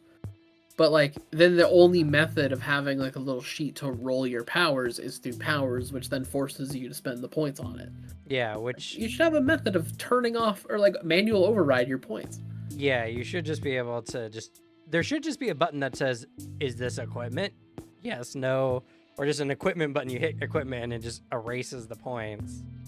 Something like that. Like, or even like I should be able to click one of my equipment things and it makes a power button or something, like, because that's what it has for the hero sheet. Actually, it's you can, when you're making your equipment, you click a button thing. It says like you just make like you can make your own custom equipment, and one of them is powered equipment, and immediately it's like, all right, this is just a power sheet now. It's exactly how it works with the hero sheet. Yeah, and it's like, oh, that's so nice. So I don't see why this thing doesn't do that. All right, time to do that like what, 5 more times? Cam, what's up? what's a good skill modifier to have at this level? So for your guys' level, it goes by multiples of 5, and 10 is considered like a medium difficult action. But more often than not, you're gonna be rolling or like 15s or 20s is what you're aiming for. Okay. So pretty much minimum 10 recommended.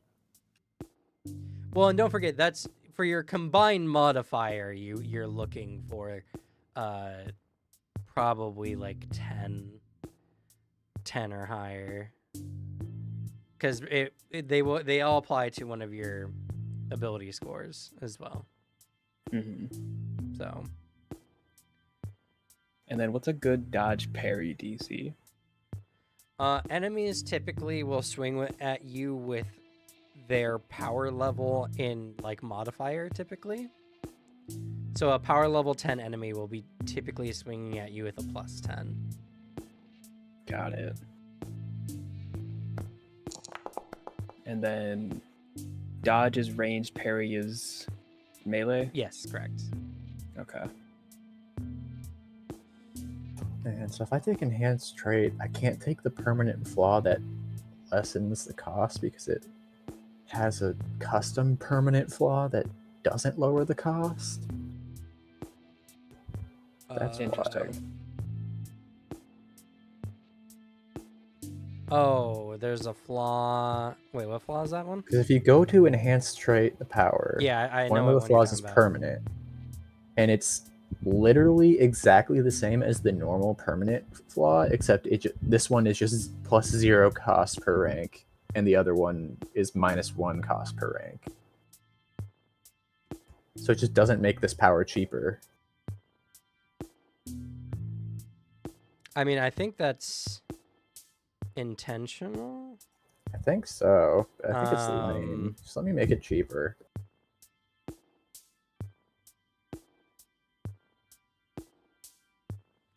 But what's the flaw you're talking about? Oh, permanent. Here it is. I see. Yeah, it's literally exactly the same, except it makes it cheaper.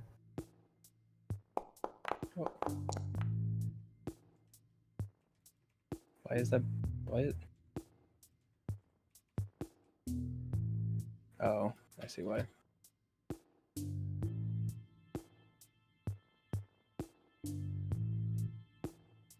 Yeah, so like any flaw, it has to be inconvenient for a reason. So because you can't just take flaws willy-nilly. They need to be justifiable by the game's loose logic system. It's inconvenient for me to have better stats. I mean, potentially. Maybe. Super strength is a good example where it's inconvenient you can't use lesser strength.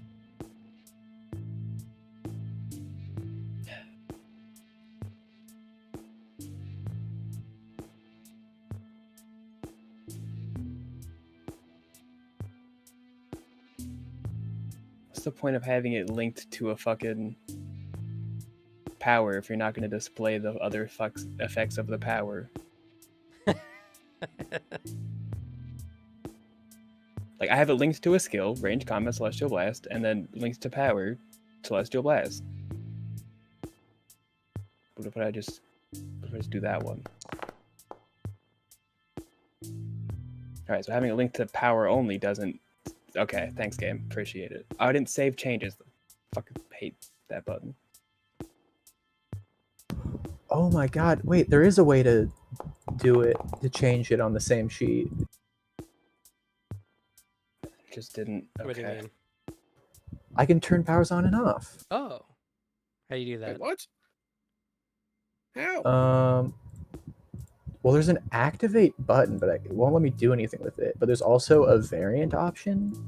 So if you make multiple variants of the modifiers, you can switch between them. Yeah. So I guess if you're not allowed to interact with this activate button here for some reason, you can just make an empty variant. Because activate is switch one of to the that. flaws. So if the power doesn't have the flaw, maybe. What? No, it's not. Yeah, activation is a flaw. Well, I think it needs it. It has... I don't know. But it doesn't do flaws like that because you have to put flaws in manually. It's not like you're selecting them. Oh, From... then I have no idea. Oh, I fucked up. But you can just make an empty variant and switch to that. Yeah, that's a good way of doing it. All right, well, that makes it easier for me. All right, I guess another clone for the acid bath. Let's go! This is how we're starting our campaign. We're phasing out of our villain era of putting all of our minions through the meat grinder, and we're moving our way into the hero category. Well, we're This going is to how we find all out got our that powers. the main villains of the campaign are all of these copies and character sheets that we've disintegrated in character creation. They get put in the acid bath and come out the Joker. Would you guys like to know how I make NPCs in this game? No. How? The same way you guys make characters. Whoa. Yeah. Hilarious. I got Oh. some guys, Cam, if you need them. When you look in the back of the book at like the villains, they're just way more like scrunched down character sheets. It's like way less explained, just pure numbers, all in a wall of text at you. Yeah. Like here, I'll send you guys. I'll send you guys one of these stat blocks. What's the difference between toughness and fortitude? Fortitude is to resist fortitude effects. Toughness is to resist damage. Got it.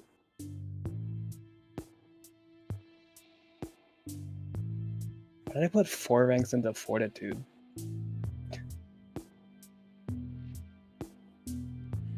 So there's one of the stat blocks I have to use. So, Cam, What's up? if I want to take feedback for my boosted stats, which is basically it destroys a manifestation of my power, and I have to make a check or get bad stuff happen. Would just like quickly changing from light to darkness be considered a destruction of my manifestation?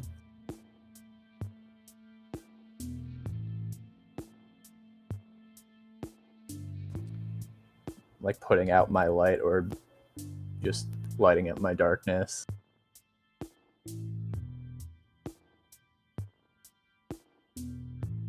One second.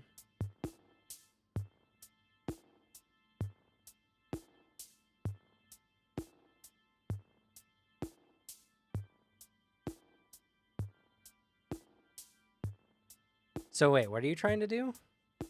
So my power gives me bonuses in light and dark mode, Right. respectively. So I want to add feedback to it as a flaw. So feedback only applies if you create a thing. Yeah, but if I have noticeable on it to make it my light, the light that I'm giving off and the darkness that I am, can I then make feedback be like changing the environment really quick, like going from light to dark or No. dark to light? Or just like turning off my specific light and darkness? No, because the point of feedback is the enemies have another thing they can attack that can damage you. Attack Yep. me. I've made it so all of my things, like all of my stuff, can be attacked. Like I have stuff that's boosting my toughness, my strength, is like my fancy suit. It has parts that can be attacked. Like I have feedback on all my worn parts of equipment. Because they are feedback and are removable. They have really, really nice effects. However, it is quite possible for them to be taken off or damaged. Or just damaged in a way that I take extra damage because, something happened. I think it's a very fun flaw to deal with as a tech hero. Also, a very fun flaw that I got to add in is the fact that I'm designing a Desert Eagle, and I'm like, what's a flaw a Desert Eagle would have? Yeah, noticeable. Why can't your equipment just close the barrel immediately after firing? Sadly, I don't think I can put Arthur into means and I mean, he would work. I don't think because it's basically the same thing. No, just make the equipment do that. You're not doing it yourself. He'd have his magic powers. I can make Arthur in this. I could. It would take me like maybe an hour or two on Hero Sheet. I can make Arthur in Means and Masterminds. He's like, how did I get here? Where's Black Sun? And he's just like walking around. He's just lost. Yeah, and technically, you can make any character in this system. Will it be fun? I bet Arthur would be sick as fuck to play. Arthur would be pretty easy. Honestly, he's almost designed for a system like this. Well, I mean, he's using the same power creation system as fucking this anyways. Literally, the different modes of his gun is just alternate effects. Yeah, like, the fact that I'm picking this up as easy is because I keep messing with it, being like, this is easier than Anima's key system. I've been through the fucking ringer. Anima's is worse. Like, fully. It is a lot weirder in some elements. And then this one has I don't even know, honestly. I think, honestly, in playing with this, I understand parts of it. And Anima didn't have a tool that just sidestepped a bunch of this. The end math, the end math, I think, is also fucking weird. Because imagine trying to play Anima for the first time and designing a key-based character. Well, yeah, no. I mean, if anything, that's just proof that this game is also just not good for beginners. Yeah, no. Yeah. You gotta have some people who know what they're doing.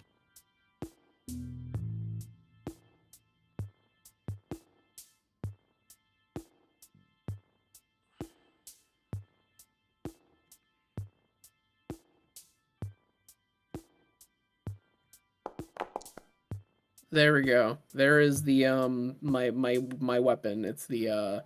It's comic book censored, but it is the big fucking hand cannon.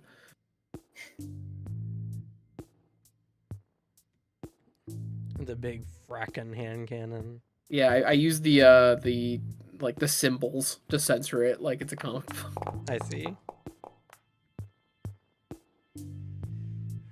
Whoa. I also, again, this is just a normal item. The descriptors I struggled with, but I think I got it to work. Multi-attack and selective on 5. What does that mean? It does 5 damage. Oh. It's- yeah. I hit multiple people in a burst area. And can select 2. And I think the rest is pretty not crazy. There was it's not too bad. There was one for you, Booter, I think. Yeah. Oh, I guess that would be that's a little bit more. Unreliable's interesting. But that would be a little bit more intense than I think you're looking for. Yeah. I saw it and I went, maybe, but then, nah. I'm thinking I'm probably going to be adding either a quirk or a side effect, depending on how this works out.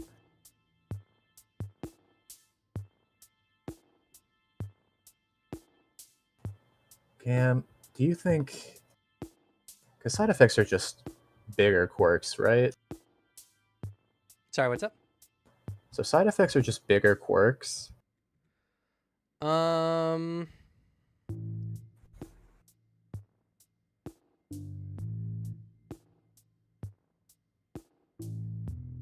No, failure not to at all. use it. Yeah. Side effects are dependent on success with the ability or not.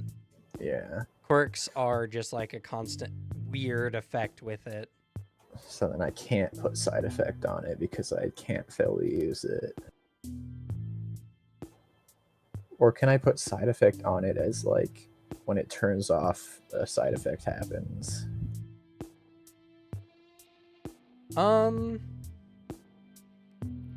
Like if you're swapping alternate Yeah, forms. like if it switches to from light to dark or dark to light for a little bit, a side effect happens.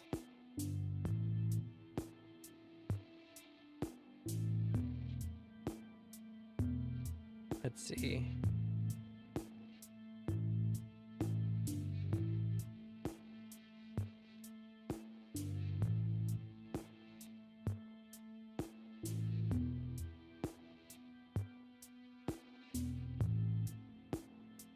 So, if you want, because it's alternate forms, right? You have alternate form or alternate abilities for your form. Yeah. I think that's the deal with it. We can say switching will always have a side effect, which is going to be a -2 to the cost per rank, which is pretty hype. But the side effect,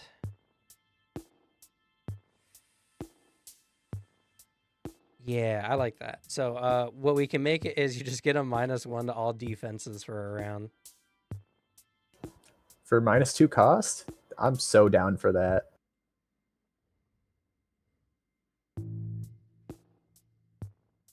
I'm just imagining like the counter to me is setting up like a dark room and then I walk in and you just blast me with spotlights, or I walk in and you just turn the lights off. What's the power of your, what's the power? Like what is it that's being affected by the side effects? Enhanced trait. And how much are you enhancing your traits? I have no idea. I see. Because it says It here depends what the cost comes out to. side effects are oftentimes equal to the cost of the thing. Ugh. Yeah. Because basically,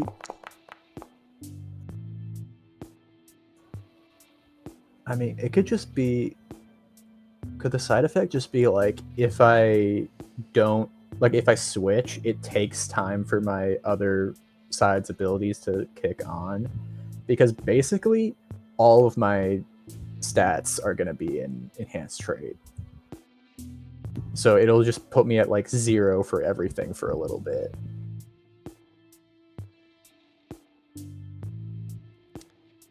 I'll basically just become like a normal dude for a while with some powers, but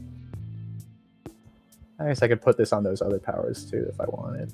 Yeah, I would say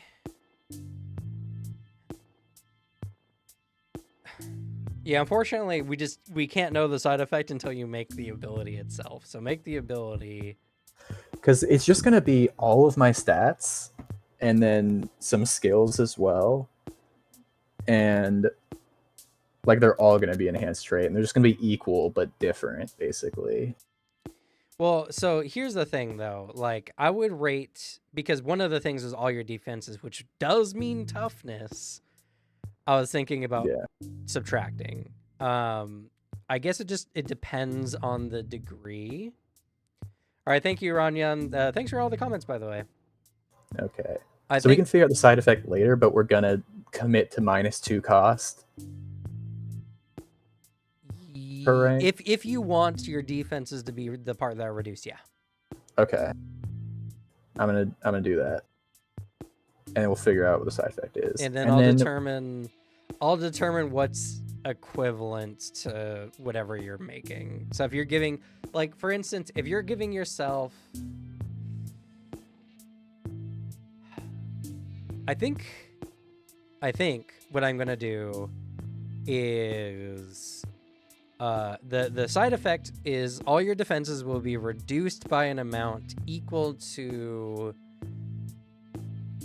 either your highest either ability increase or skill increase times 2s, because skills are essentially 2 for 1. Mm-hmm. So for instance, if you're increasing all your abilities by 3, then the side effect would be all your defenses go down by 2 for a round. Okay, because I'm probably going to be increasing stuff by a lot more than that. So just be careful that a 2 cost, which is pretty strong. Your character, like when you swap forms anyway, you're going to be very vulnerable for a moment, as you are unstable during that time. TBH, can I just put like side effect on all of my powers for when I switch forms? Just have a few side effects for like not being able to use powers or something when I switch into it. So I basically just become a normal guy. Like I can't use the powers I get, like for my flight or light beam. Well, because aren't they all alternate effects? Not really. Well, then how are you swapping them? Well, they're just different powers that I can't use if I'm in a different environment, basically. Because I always have the powers, it's just whether I can use them or not. Because it literally just sounds like you're just using the alternate. I mean, they're basically alternate powers, but they do like extremely different things. And I haven't looked at alternate powers yet since coming back to the system, so I don't know. So what alternate effect does is it gives you a flat 1 or 2 points, depending on if it's a dynamic or not.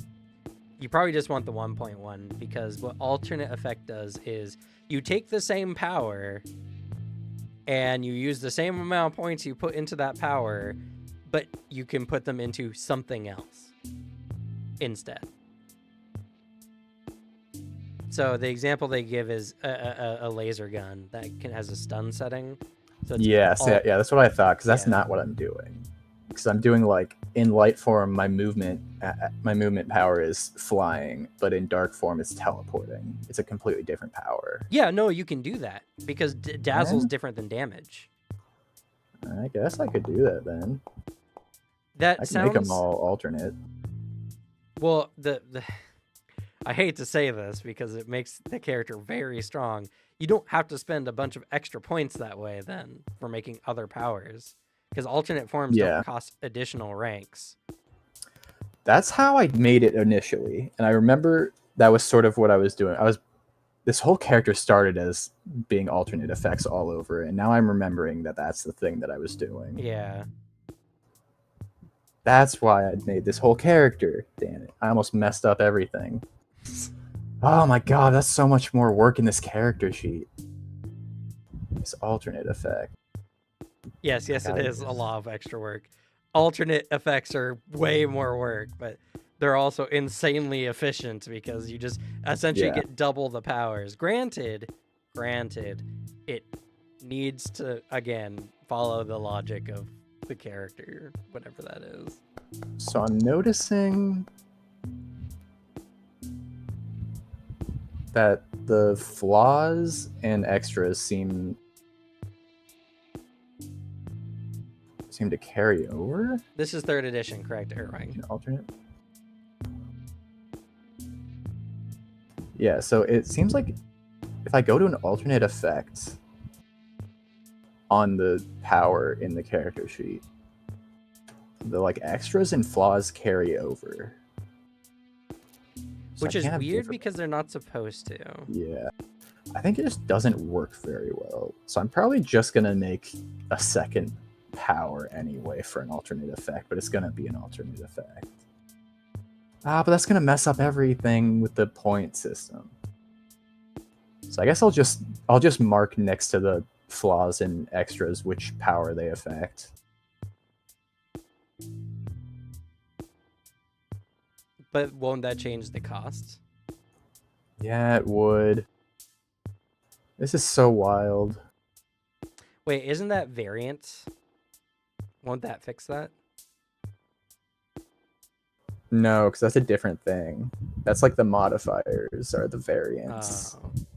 Like when you're making a power, it has standard effect, alternate effect, and dynamic effect. And like it switches. It's switching stuff. I don't know what's going on.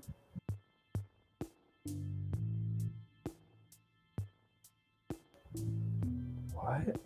Oh yeah.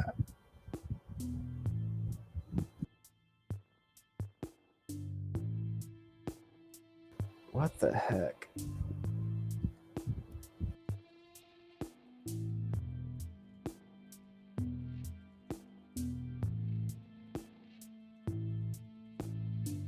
Yeah, so it looks like it switches like the cost, like it adds the alternate effect cost to it, or dynamic effect cost, but it doesn't let you actually change anything about the power without also changing the original power.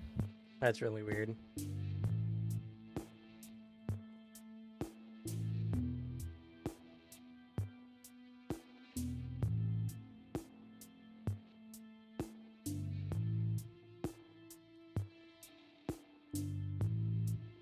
Which means I might have to end up going with second character sheet again. I guess. And just make sure the powers costs add up.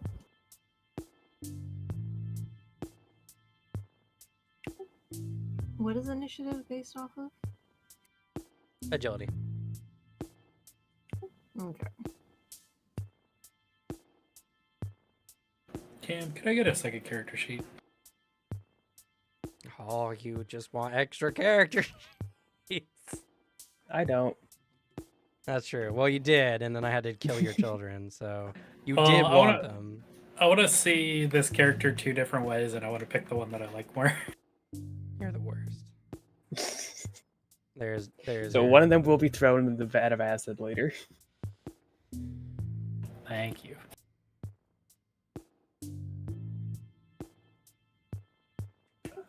Because I'm summoning, do I also need character sheets for those minions, or am I able to just get by with whatever I have in my powers?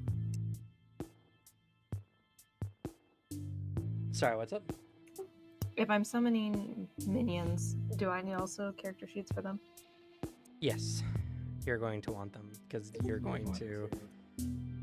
You're going to.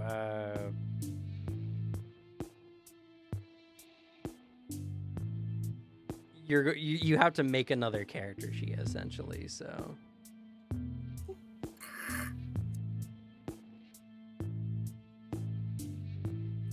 I think I'm done. Once you get a chance, Cam, could you just look over it, like make sure skill values are like at least good, and I'll have like a playable character. 1 second. No rush.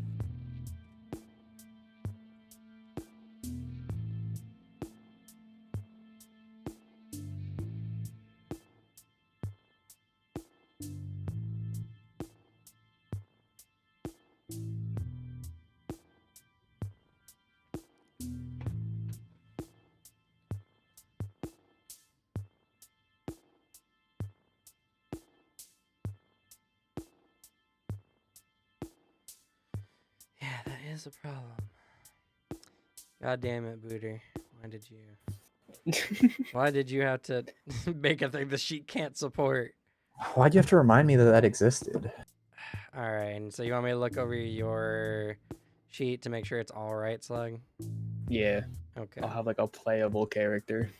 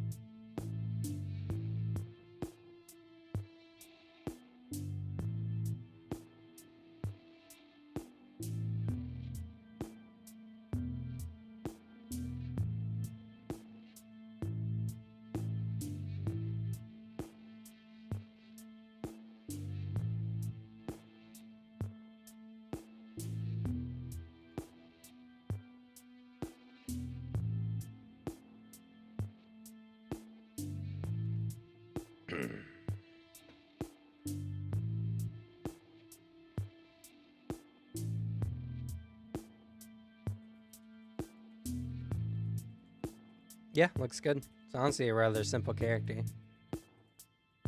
True. Unlike some people. My character's pretty simple too. I wasn't talking about you. My character's so simple. Why are you trying to assault me? I'm not. But also, it's fun to do that. Messed up. I'm just sitting here. My character is not simple. My character is a remake of the character I made after making 10 characters in a row and going, well, now I want to do something super not simple. I have no clue how to stat it, but I at least wrote it so we can figure it out when it happens. Sweet. So, I'm gonna... Do I need to stick around? Or for Nope. like later talks Honestly, with people? we're at the end of the stream about time-wise anyway. Oh, I'm actually Yeah, seeing... too. Once I'm done, I gotta dip. So Yeah. Oh, I get how alternate effects work, Cam. Oh. So what it is you actually do, so you would make a second power and then make that power the alternate effect rather than a standard effect.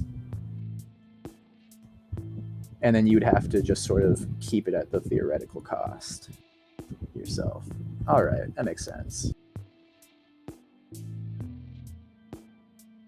Yeah, but it solves the problem with the extras and flaws, does it not? No, Oh. because you made a second power for it. I see. You make a second power, mark it as an alternate effect. And then Oh. you get the theoretical cost to whatever, and then it just adds it to +1. Yeah, and then its final total cost is the one. I see. Yeah. I see. Oh. Okay. I figured it out. All right. That will help a lot, actually, and it changes the color too.